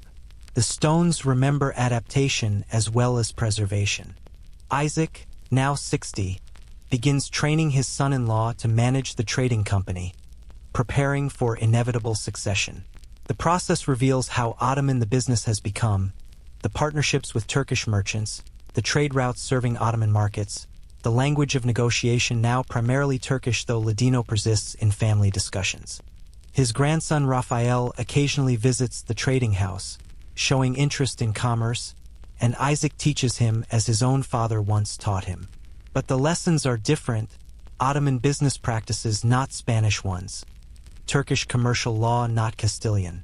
The continuity is there but transformed, adapted, evolved. Isaac realizes that his grandchildren will run an Ottoman trading house that happens to be Jewish-owned, not a Spanish-Jewish enterprise operating in Ottoman territory. The distinction matters, marking complete integration. The stones remember origins, but present reality is what actually exists. Miriam's twins, now 7, perform a school presentation about their family history, telling the story of exile and rebuilding to an audience of Ottoman-born Jewish children and Turkish neighbors. They speak in Turkish with Ladino phrases sprinkled throughout, explaining words like Sepharad and Inquisition that their audience does not know. Miriam watches from the back and feels pride mixed with sadness, recognizing that her daughters are explaining her life as though it were ancient history, something that happened long ago rather than within living memory. The girls describe their great-grandfather Raphael with reverence but no emotional connection, a historical figure, not a family member. They conclude by teaching the audience the family phrase, "The stones remember," translating it into Turkish and explaining what it means. The audience repeats it dutifully. Memory has become lesson, experience has become education, life has become history. This is both loss and victory. The community celebrates 10 years since the synagogue dedication, 10 years of permanence declared and maintained. The building has become landmark, its distinctive architecture recognized throughout Istanbul. Tourists visit, Muslim scholars study its geometric patterns, Christian artists sketch its arches. It has become symbol not just of Sephardic survival but of Ottoman tolerance, physical proof that the empire welcomes diversity. The anniversary celebration fills the building and overflows into the courtyard. Hundreds gathered to remember the journey and celebrate the arrival. Isaac delivers another speech, his voice weaker now with age but his message clearer. The stones remember, he says, looking at walls his community built, at children born in Istanbul who know no other home, at success purchased through suffering but secured through determination. They have become the stones, permanent as the building they erected, rooted as deeply in Istanbul's soil as the foundation that supports their synagogue. The journey is over. The building continues. The memory endures. The face in the marketplace stops Isaac cold, recognition hitting like physical blow. Rodrigo, the Toledo informant who betrayed Jewish neighbors to the Inquisition, now operates a small stall selling Spanish goods to nostalgic refugees. He has aged poorly, success in Spain apparently temporary, and desperation marks every gesture as he hawks merchandise. Their eyes meet across the crowded market, and Rodrigo's face drains of color. He knows Isaac remembers, knows that the prosperity surrounding Isaac contrasts sharply with his own diminished circumstances. Isaac feels rage rising, memories of forced sales and stolen property flooding back. Miriam, shopping beside her father, senses the tension and follows his gaze. When she recognizes Rodrigo, her hand instinctively reaches for her father's arm, restraining or supporting, perhaps both. Rodrigo approaches hesitantly, attempting explanation or apology or justification, words tumbling over each other. He claims he had no choice, that the Inquisition would have taken his property too if he had not cooperated, that he is also a victim of Spanish persecution though he converted and profited. His presence in Istanbul, he suggests, proves that conversion solved nothing, that even Christian converts face suspicion and eventually exile. Isaac listens without expression, weighing whether Rodrigo's suffering constitutes justice or merely more tragedy. Miriam wants immediate rejection, but Isaac surprises her by responding with cold civility. The Ottoman Empire has made him wealthy again, he says carefully. He needs nothing from Rodrigo, wants nothing, will offer nothing. Rodrigo should understand they have no relationship, that proximity does not create obligation. The stones remember betrayal, Isaac adds quietly, and betrayers. That evening, the family debates Isaac's response. Miriam argues for complete ostracism, refusing any contact or assistance regardless of Rodrigo's circumstances. David suggests that mercy reflects better on them than revenge, that responding to cruelty with kindness demonstrates moral superiority. Samuel analyzes it philosophically, discussing concepts of justice and forgiveness from Talmudic and Ottoman legal perspectives. Esther remains silent, her face showing that some wounds are too deep for forgiveness regardless of philosophy. Isaac explains his reasoning. Rodrigo receives nothing from them. No help, no friendship, no acknowledgement beyond basic civility. But neither do they pursue revenge or spread his history through the community. They simply treat him as stranger, someone who exists but does not matter.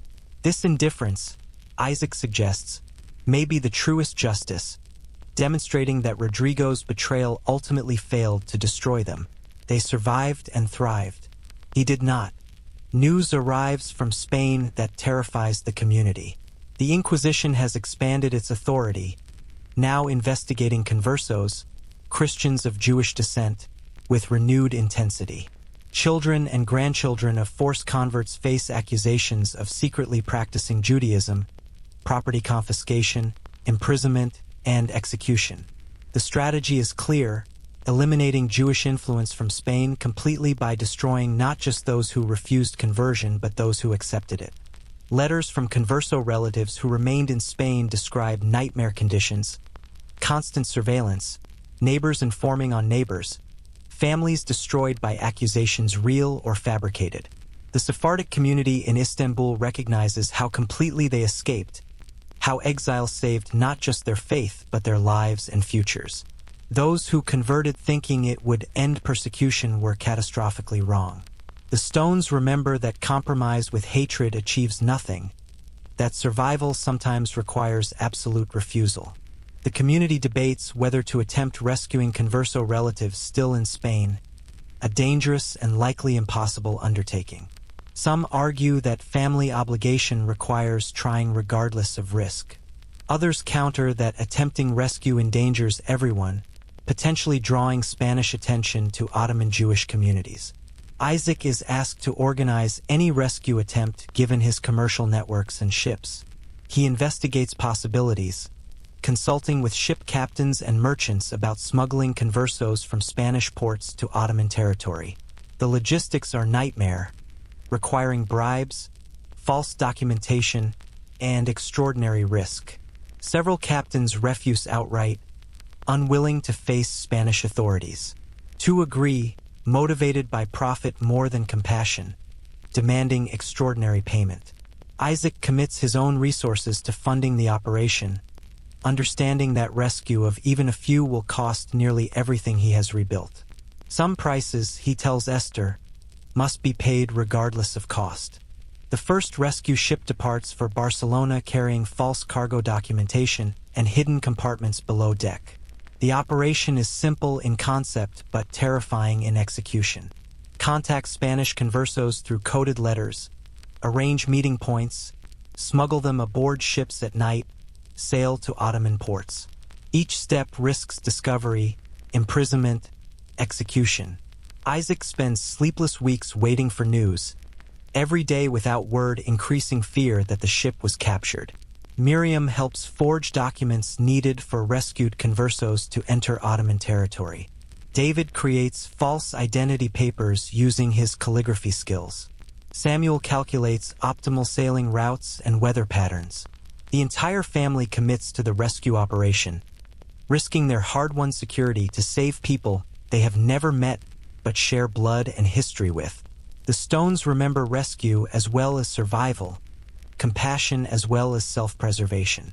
The ship returns after 43 days carrying 12 conversos, entire families who escaped Barcelona under cover of darkness. Their stories are horrifying.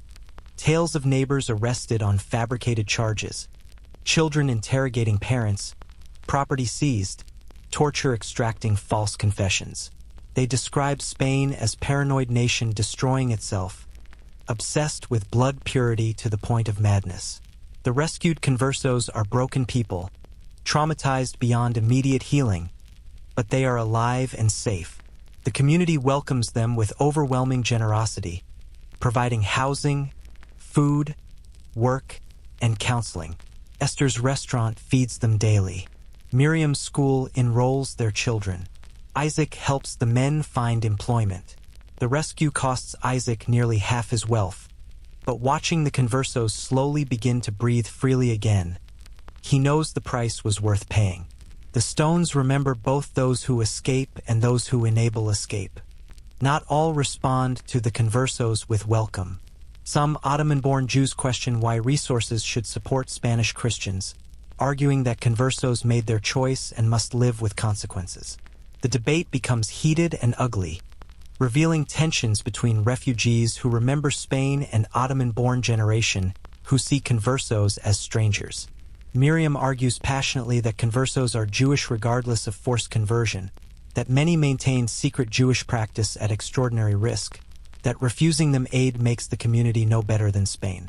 The debate reveals deeper anxiety about identity and boundaries, who counts as Jewish, whether conversion under torture erases membership in the community, whether survival requires maintaining strict boundaries or opening doors. The community ultimately decides to help, but the debate leaves scars, exposing fractures that prosperity temporarily concealed. The stones remember both unity and division. A blood libel accusation emerges in a neighboring district, the ancient lie that Jews murder Christian children for ritual purposes. The accusation is transparently false, made by a merchant whose business failed while Jewish competitors thrived. But the charge is dangerous regardless of absurdity. Ottoman authorities investigate quickly, their efficiency suggesting this is not the first such accusation they have handled. The Jewish community provides evidence of their whereabouts during the alleged incident.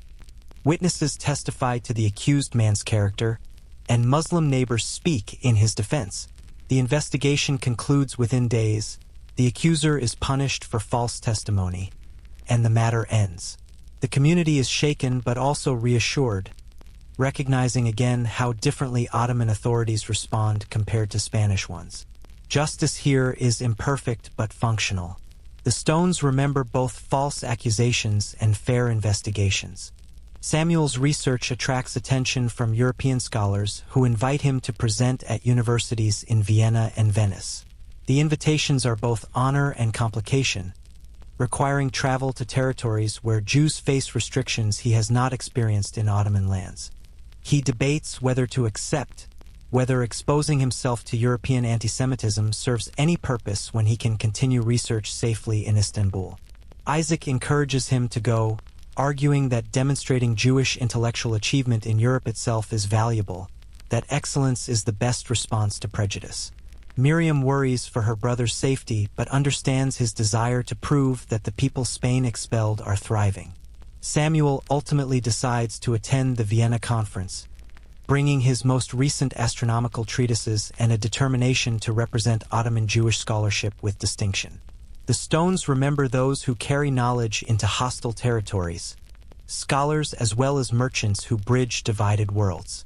David completes the Vatican manuscript after 5 years of labor, the Hebrew Bible now residing in the Papal Library as permanent testament to Jewish artistry. Word spreads through European artistic circles of the masterwork, and commissions arrive from unlikely sources. A Spanish cardinal, apparently unaware of the irony, requests a manuscript celebrating Catholic saints using David's technique. David declines, politely but firmly, explaining that while he will work for any patron who respects his craft, he will not create Christian religious art that celebrates the institution that expelled his people. The cardinal responds with surprising grace, acknowledging the justice of David's position and instead commissioning a secular work, an illuminated geography manuscript. The exchange demonstrates how art creates complex relationships, how excellence commands respect even across religious and political divisions, how some boundaries can be negotiated while others remain absolute. The stones remember artists who maintain integrity while practicing craft. 15 years after leaving Toledo, Isaac falls seriously ill, fever and weakness that doctors cannot adequately explain or treat.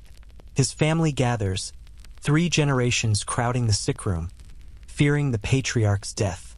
In fevered moments, Isaac speaks of Toledo, of his father Raphael, of the house they lost and the stones that remember. He asks Miriam to promise that the family phrase will continue, that future generations will know the stones remember even when they no longer know which stones or why.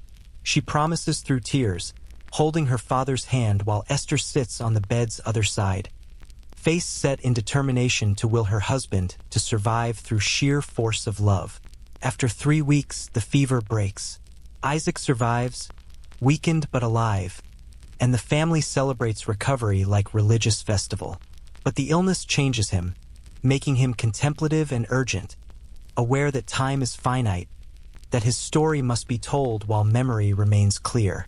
He begins dictating family history to Miriam, preserving in words what stones can only witness. Samuel's journey to Vienna proceeds with calculated caution, traveling with Ottoman diplomatic credentials and letters of introduction from the Sultan's court. The contrast strikes him immediately upon crossing from Ottoman to Habsburg territory. Jews in Vienna wear identifying badges, live in restricted quarters, face curfews and commercial limitations that seem barbaric after Ottoman freedom. The university where he will present treats him as curiosity rather than colleague, brilliant exception that proves supposed rule of Jewish inferiority.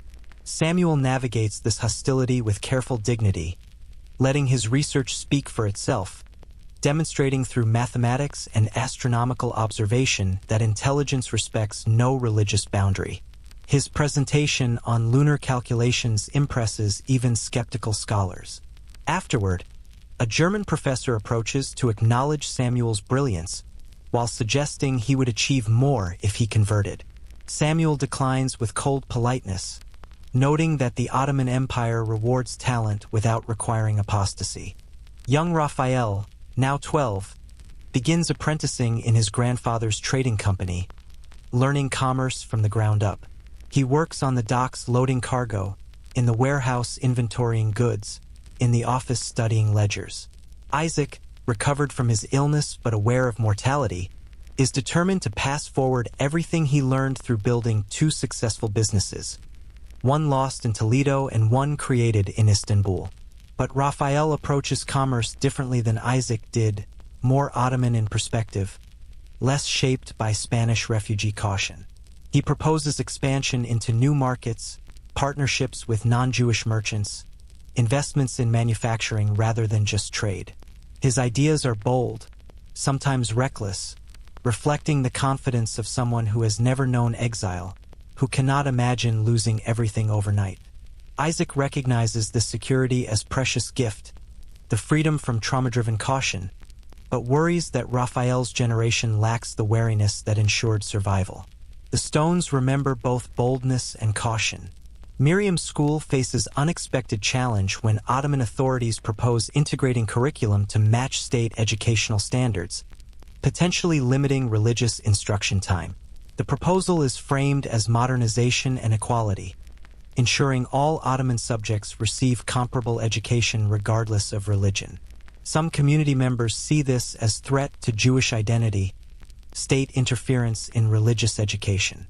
Others, including Miriam, recognize opportunity to demonstrate that Jewish students can excel in Ottoman curriculum while maintaining religious identity. She proposes compromise, expanding secular subjects during day while offering religious instruction in evenings and on Shabbat. The model attracts attention from other minority communities, Greek and Armenian educators adopting similar approaches. Miriam becomes recognized as educational innovator across Ottoman society, demonstrating that minority education can serve both particular identity and broader civic participation. The stones remember those who build bridges without abandoning foundations. David's workshop receives commission from the Ottoman court to create a manuscript celebrating the Sultan's victories, requiring artistic representation of human figures in ways traditional Islamic art typically avoids. The project is sensitive, requiring respect for Islamic aesthetic tradition while incorporating figurative elements the Sultan specifically requests. David collaborates with Muslim calligraphers and miniaturists, creating fusion style that satisfies both Islamic geometric tradition and European realistic representation. The collaboration is intense and sometimes tense, artists from different traditions negotiating aesthetics and theology through visual language. The resulting manuscript becomes model for new Ottoman court style, blending Persian miniature tradition, European realism, and geometric abstraction. David's role as bridge figure is formalized, his workshop now training Muslim, Christian, and Jewish artists in techniques that transcend religious division. Art becomes language that bypasses barriers words cannot cross. The stones remember beauty that unites where doctrine divides. Esther, now in her 60s, begins writing memoir alongside her cookbook, documenting the journey from Toledo to Istanbul in her own voice. The writing is difficult, forcing her to revisit trauma she has worked to contain, but she recognizes the importance of preserving the refugee experience from a woman's perspective. Most histories are written by men, focusing on politics and economics, omitting the daily struggle to feed children and maintain dignity while everything collapses. Her memoir describes packing the house in Toledo, choosing which family heirlooms to abandon, the terror of the sea crossing, the grief of losing friends in Moroccan camps, the slow rebuilding in Istanbul. She writes of grandfather Raphael's choice, of the orphan Rachel they adopted, of small acts of kindness and cruelty that shaped their survival. The manuscript circulates among Sephardic women who recognize their own experiences in her words. Memory preserved in female voice, testimony the stones cannot provide. The Converso families rescued from Barcelona struggle to integrate, their trauma deeper and more complex than the original refugees experienced. They converted under torture, practiced Christianity publicly while maintaining Jewish identity secretly, lived in constant fear of discovery, and watched family members arrested and executed. Their relationship with Judaism is complicated, marked by guilt and anger and fierce defensive loyalty. Some cannot enter the synagogue without panic attacks, associating Jewish practice with mortal danger. Others embrace religious observance with intensity that makes established community members uncomfortable. Miriam establishes support groups specifically for conversos, creating space for them to process trauma without judgment. She recognizes that their experience differs from direct exile, that surviving through deception creates wounds that surviving through flight does not. The stones remember multiple forms of survival, each with its own costs and complications. Isaac's ships face piracy attempt in the Mediterranean, but this time the outcome differs dramatically from the earlier refugee experience. His vessels are well-armed and crewed by experienced sailors who repel the attacks successfully, capturing 2 pirate ships in the process. The Ottoman Navy, informed of the incident, awards Isaac commendation for defending imperial shipping lanes. The contrast with the helpless refugee ship attacked years earlier could not be more stark. Then they were vulnerable cargo on vessels that could not defend them. Now they own ships that protect themselves and serve imperial interests. The transformation from refugee to Ottoman subject with rights and resources is complete. Isaac orders the captured pirate vessels converted to cargo ships, naming them Liberation and Defiance, names that need no explanation to anyone who knows his history. The stones remember both helplessness and the power earned through perseverance. Miriam's twins, now adolescents, begin questioning their identity in ways that trouble their grandmother. They speak Turkish primarily, attend Ottoman schools, have Turkish friends, and occasionally express frustration with Jewish restrictions on their social lives. They cannot understand why they cannot attend certain events or form certain friendships when religious division means nothing to them personally. Miriam finds herself in the uncomfortable position of enforcing boundaries her daughters find arbitrary, explaining that maintaining identity requires some separation even in tolerant societies. Esther watches these conversations and remembers similar arguments she had with her own parents about restrictions that seemed unreasonable until Inquisition gave them terrible justification. She wonders if her granddaughter's comfort represents success or vulnerability, whether integration is triumph or beginning of assimilation that will end in disappearance. The stones remember both preservation and evolution, but cannot predict which ensures survival. Samuel returns from Vienna exhausted but vindicated, his presentation received with respect even by those who resent his religion. He brings invitations to publish in European journals and to present at additional universities. But he also brings sobering perspective on European Jewish conditions, describing restrictions that make Ottoman life seem paradisiacal by comparison.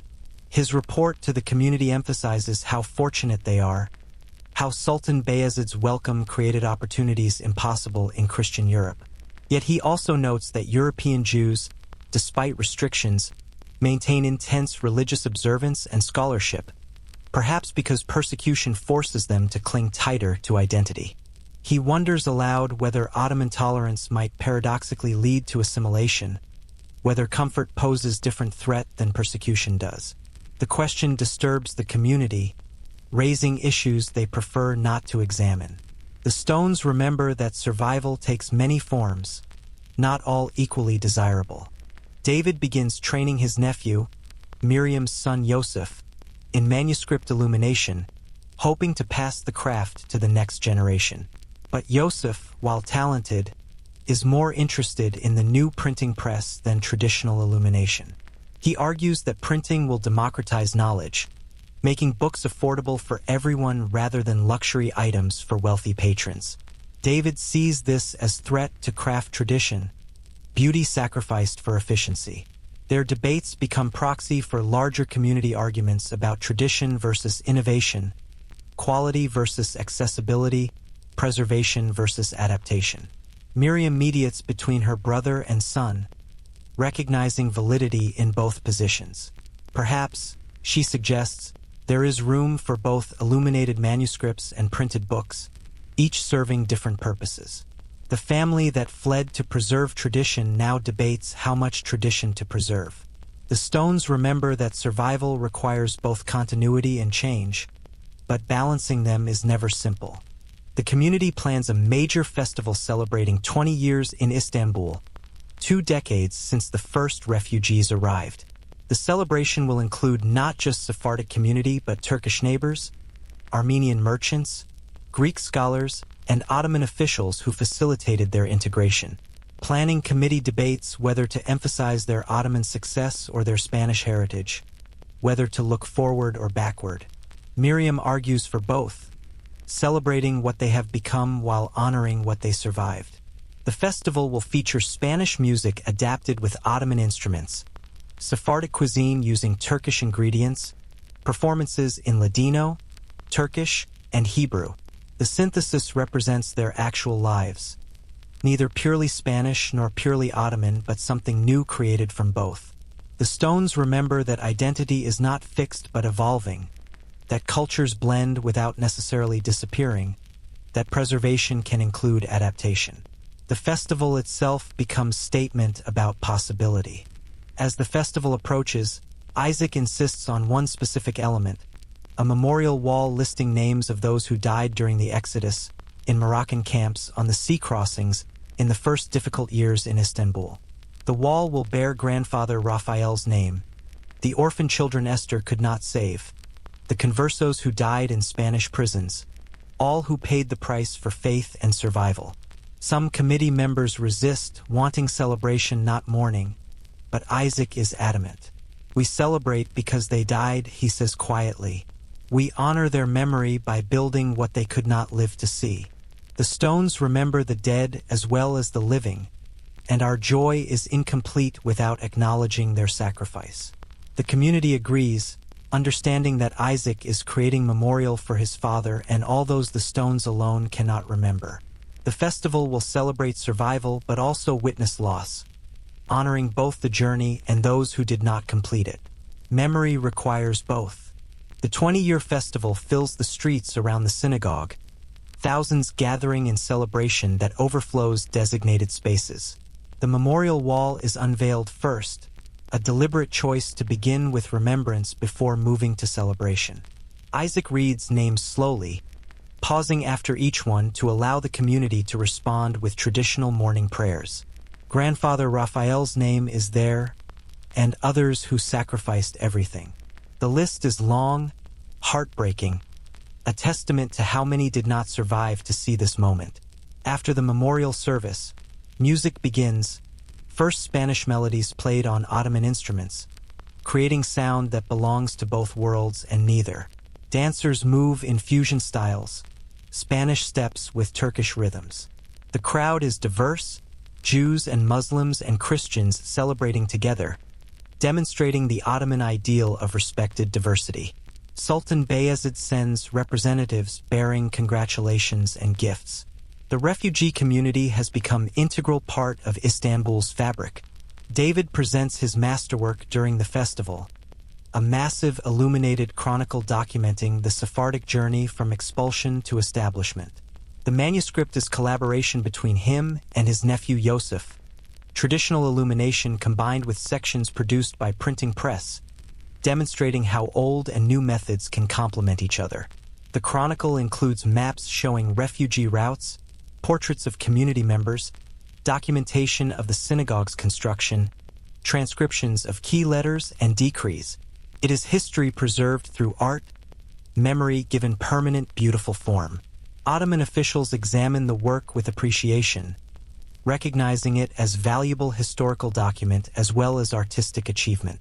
The chronicle will be copied and distributed to Sephardic communities across the empire, becoming foundational text for understanding this chapter of Jewish history. Art has become archive, beauty has become testimony.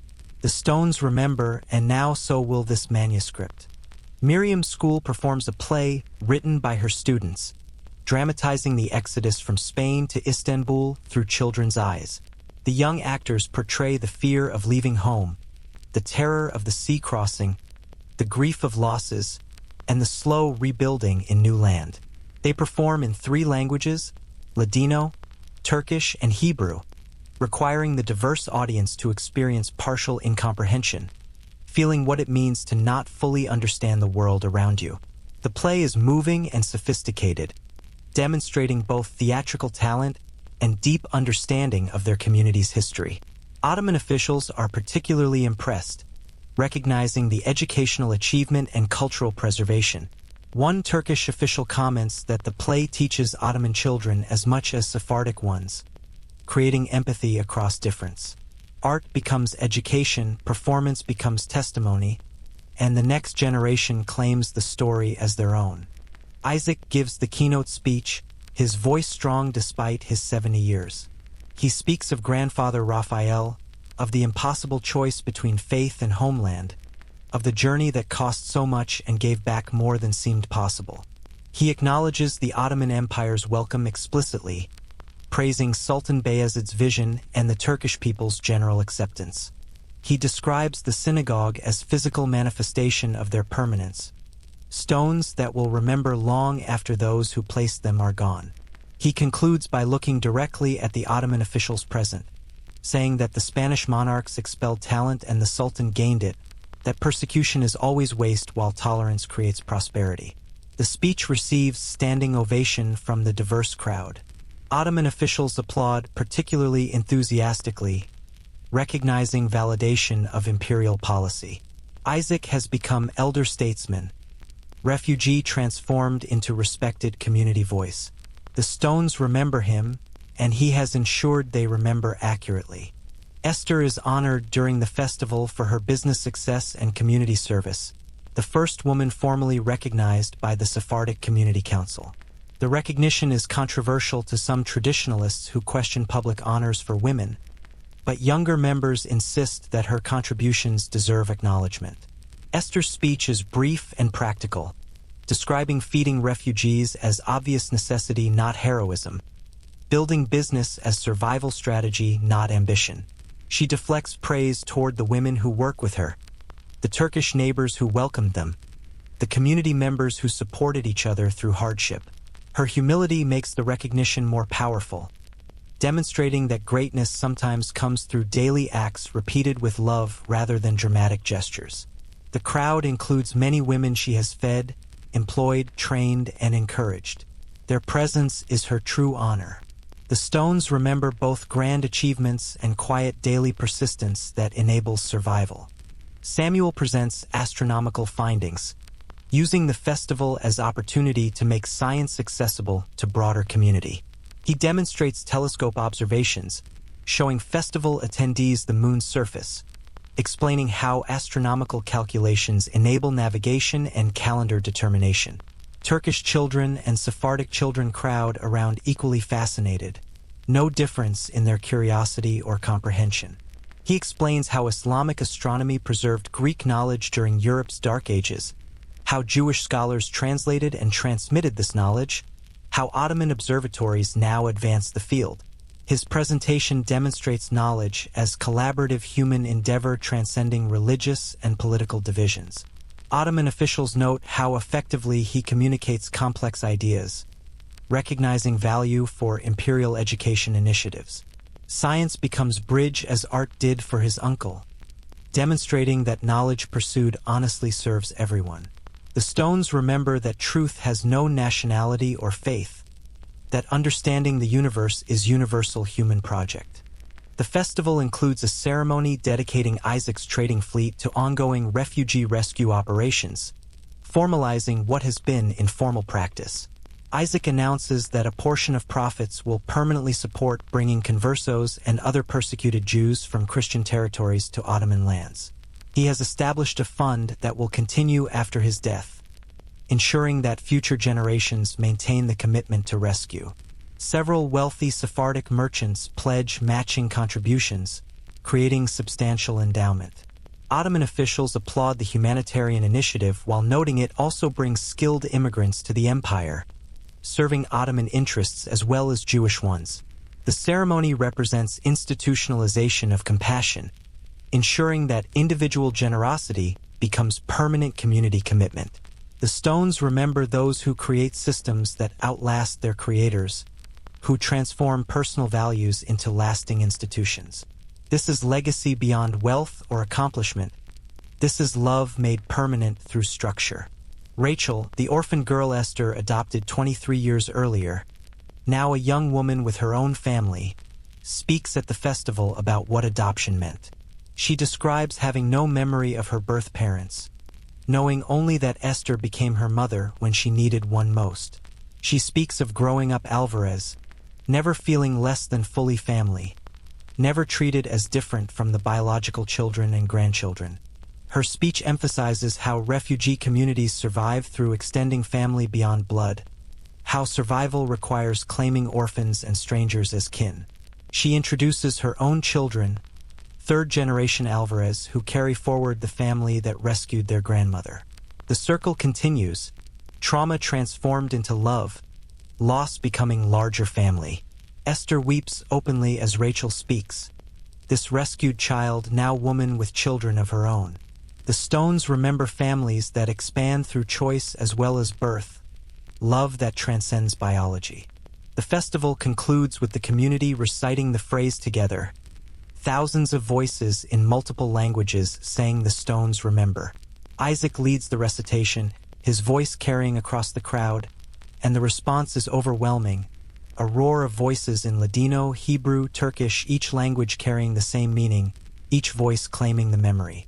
The phrase has become more than family saying, it has become community identity, declaration that they will not forget the journey, will not let the stones alone carry memory, but will speak it forward through generations. Ottoman officials ask about the phrase's significance, and Miriam explains its origins and evolution, how it began as private family mantra and grew into community commitment to remember. The phrase is simple but profound, acknowledging that survival requires memory, that forgetting is second death, that testimony is obligation. The stones remember, and so must they. As evening falls, lanterns are lit throughout the neighborhood, traditional Spanish custom adapted with Ottoman aesthetic. The lights create magical atmosphere, marking the community's territory with beauty while inviting others in. Turkish families join Sephardic families in lighting lanterns, children running through streets carrying lights, the festival becoming truly neighborhood event rather than just Sephardic celebration. Music continues late into night, dancing in the streets, strangers becoming friends through shared joy. This is the Ottoman ideal realized, diversity creating richness, difference becoming strength rather than division. The Sephardic community has become an integral part of Istanbul's fabric, their presence enriching rather than threatening, their success demonstrating that religious tolerance serves imperial interests as well as ethical ones. The stones remember this night when refugees became residents, when exile became home, when foreigners became neighbors. The lanterns burn bright, declaring permanent presence. Late in the evening, Isaac and Esther sit on their rooftop watching the celebration continue below, their children and grandchildren still dancing in the streets. They speak quietly of grandfather Raphael, wondering what he would think of this night, whether he would approve of what they have built or mourn what has been lost in building it. They speak of Toledo, the home that expelled them, and acknowledge that while they still miss certain things, they no longer wish to return. This is home now, these stones, this city, this life. They have made it so through 20 years of work and love and perseverance. Isaac takes Esther's hand, married 45 years, refugees together, survivors together, builders together. Below them, young Raphael dances with Turkish and Greek and Armenian friends, the next generation claiming the future the previous generation secured. The stones remember, Isaac whispers, "We made sure of it." Esther squeezes his hand. Yes, she agrees. We did. The festival becomes annual tradition, each year growing larger and more inclusive, eventually becoming official Istanbul cultural event recognized by Ottoman authorities. The Sephardic community has achieved something remarkable, transforming from desperate refugees into prosperous established community that contributes significantly to imperial commerce, culture, and knowledge. The synagogue stands as permanent monument to their survival and success, its fusion architecture symbolizing their hybrid identity. Ottoman Jews, neither Spanish nor Turkish but something new, something that honors both origins and adaptations. The memorial wall adds names each year, those who died in new rescues or simply from age, ensuring that memory remains active practice, not passive monument. The stones remember, the community declares annually, and through that declaration, memory becomes living force. The Alvarez family has become legendary within the community, their story told to children as example of faith, perseverance, and the power of maintaining identity while embracing change. The stones remember the journey, and the journey continues. Isaac dies peacefully at 74, surrounded by 3 generations in the home he built in Istanbul. His death is mourning but not tragedy, a life fully lived and properly completed. The funeral fills the synagogue to capacity, testament to how many lives he touched. Ottoman officials attend, honoring a merchant who served imperial commerce while maintaining community identity. The eulogies emphasize not just his business success but his commitment to rescuing conversos, his mediation of community conflicts, his role in building institutions that outlasted him. Miriam delivers the family eulogy, speaking of her father's transformation from powerless refugee to respected leader, emphasizing that his strength came from never forgetting vulnerability, that his generosity stemmed from remembering desperation. They bury him in the Jewish cemetery overlooking the Golden Horn, a spot he selected years earlier, facing Jerusalem but firmly planted in Istanbul. The stones remember him now. Miriam inherits her father's role as family matriarch and community leader, a responsibility she accepts with determination and some trepidation. At 48, she must balance her school administration with broader community responsibilities, mediating disputes, advising on marriages, supporting refugee families still arriving from Christian territories. She discovers that leadership is less about authority than service, less about decisions than listening.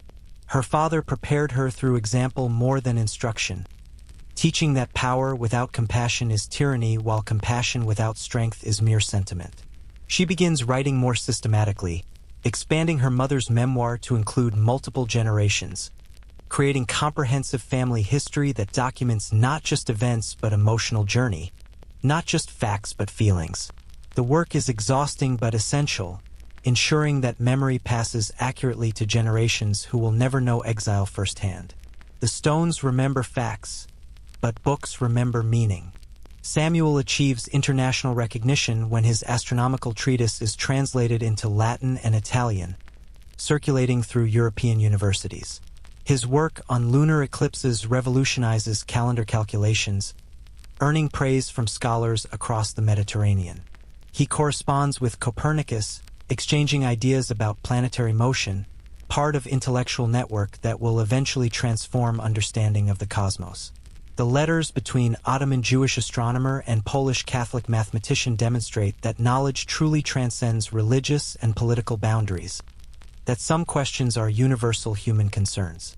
Samuel's success validates his father's choice to flee Spain, demonstrating that talent flourishes where tolerance exists, that persecution wastes human potential while freedom enables it. The Ottoman Empire's openness to Jewish scholars contributes to scientific advancement benefiting everyone. The stones remember that knowledge shared multiplies rather than diminishes, that enlightenment serves no single faith or nation. David's nephew Yosef takes over the workshop, master now rather than apprentice, while David transitions to advisory role. The transition is smooth, the techniques and aesthetic preserved while evolving. Yosef incorporates printing more extensively, developing hybrid processes where illumination enhances printed texts rather than competing with them.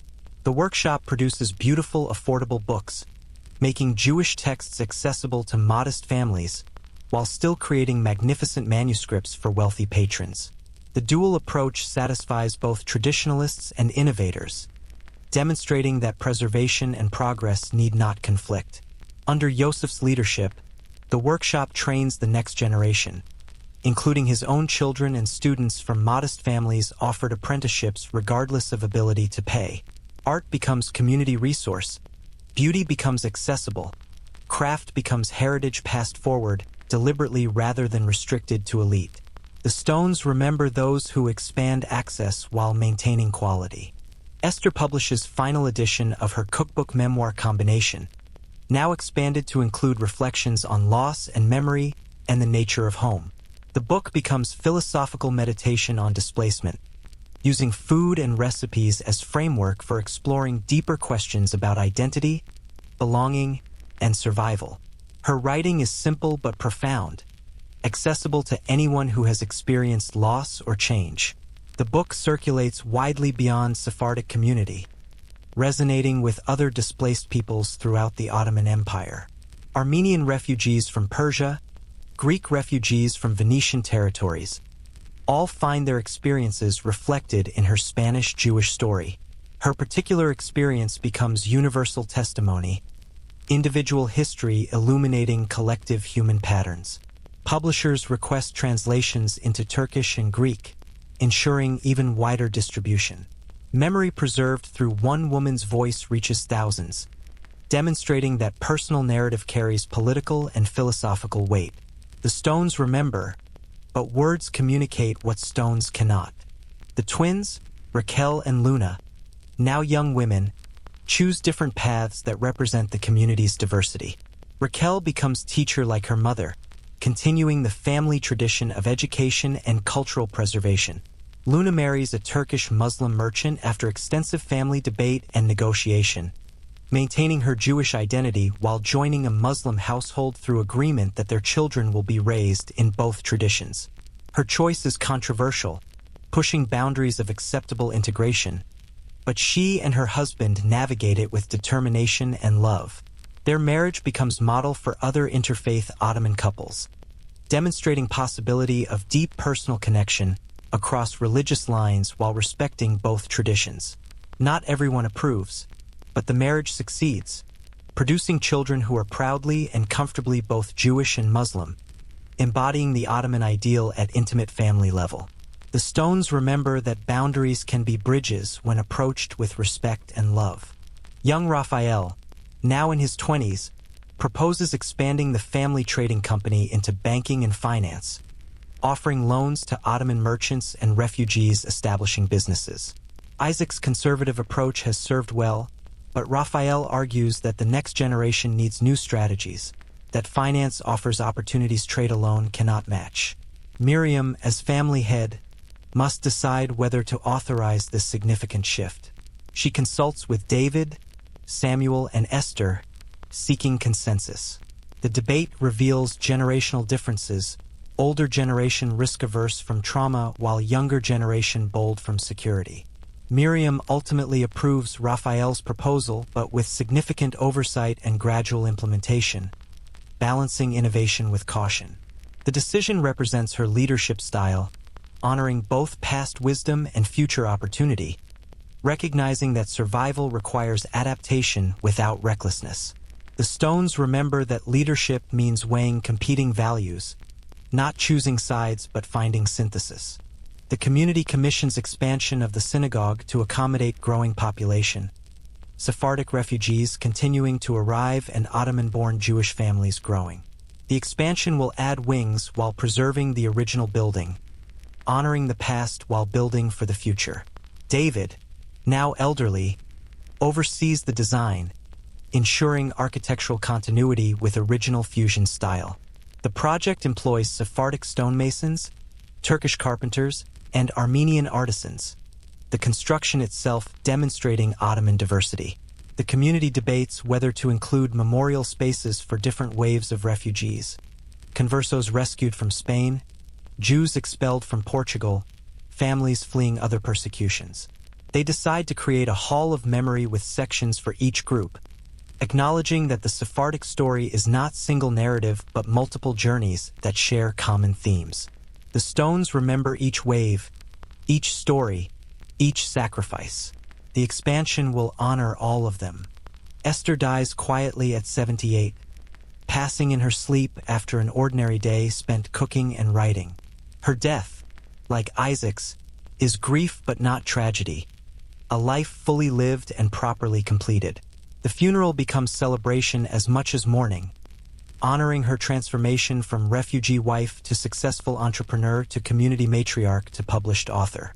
Women from across Istanbul attend, Turks and Armenians and Greeks as well as Jews, all whose lives she touched through food or kindness or employment.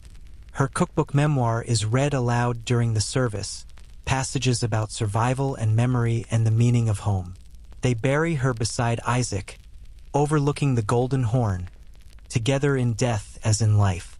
Miriam delivers the eulogy through tears, describing her mother as the family's foundation, the quiet strength that enabled everyone else's achievements. The stones remember her, and so will her words, her recipes, her kindness made permanent through impact on hundreds of lives. 3 generations of the Alvarez family gather for Passover in Miriam's expanded home. Now 45 people sharing the Seder that began with 5 refugees in a rented room. The youngest children ask the 4 questions in Turkish, understanding the Hebrew words but speaking the language of their lives. When they reach next year in Jerusalem, the traditional hope, the phrase has evolved. Some say next year in Jerusalem while others say next year together, acknowledging that this gathering, this family, this city is what matters most. They add the family phrase to the liturgy formally now. The stones remember spoken in 4 languages by 4 generations. The adoption is complete. Private family mantra has become recognized prayer, added to Haggadahs used by Sephardic communities throughout the empire. Memory preserved not just through buildings and books but through ritual repeated, tradition maintained through practice, survival enacted through gathering. The stones remember, and so do they. Samuel, David, and Miriam, the 3 middle-generation survivors now elderly themselves, sit together on Miriam's rooftop after the Seder, watching Istanbul's lights and remembering. They speak of their parents, of grandfather Raphael, of the journey they barely remember but shaped everything about them. They discuss what they have built, what they are leaving to the next generation, whether they have honored those who died by living well. They debate whether the stones truly remember or whether memory requires human voice to give it meaning. Samuel argues philosophically that stones are simply witnesses, that remembering requires interpretation which stones cannot provide. Miriam counters that stones provide anchor for memory, preventing revision and erasure. David suggests both are right, that stones and humans together create complete memory, physical evidence and spoken testimony working together. They sit in comfortable silence, siblings who survived together, watching the city that became home despite everything. The final scene shows the synagogue during a weekday evening service. Not a special occasion but ordinary prayer. The building is half full, people stopping on their way home from work, students studying in corners, children playing quietly while parents pray. This ordinary use is the true victory, the daily practice that demonstrates permanence. Through the windows, Istanbul continues, calls to prayer from minarets mixing with church bells and the synagogue's own sounds. Religious diversity functioning as everyday reality.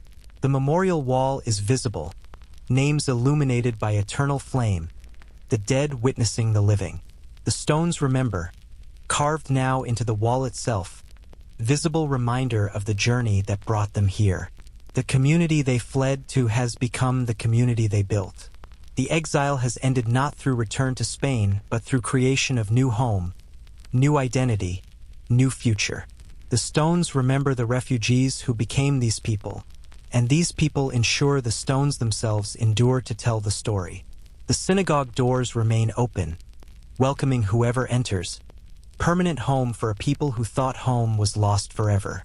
The Alvarez family's journey from the cobblestones of Toledo to the shores of the Golden Horn transformed desperate refugees into pillars of Ottoman Jewish life, demonstrating that home is not just where you come from but what you build with faith, courage, and unwavering determination.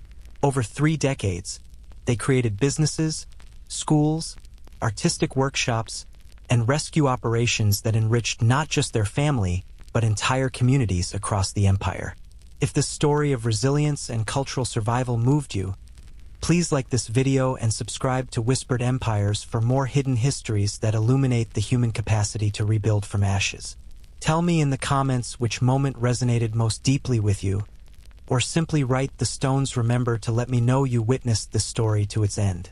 The Sephardic diaspora preserved their Spanish Jewish heritage for over 5 centuries in Ottoman lands, maintaining language, cuisine, music, and traditions while contributing immeasurably to their new home's prosperity and culture. Their story reminds us that when one door closes through persecution and hatred, others may open through tolerance and vision, and that the stones indeed remember those who refuse to be forgotten. Thank you for listening to this chapter of Whispered Empire that deserves to be shouted.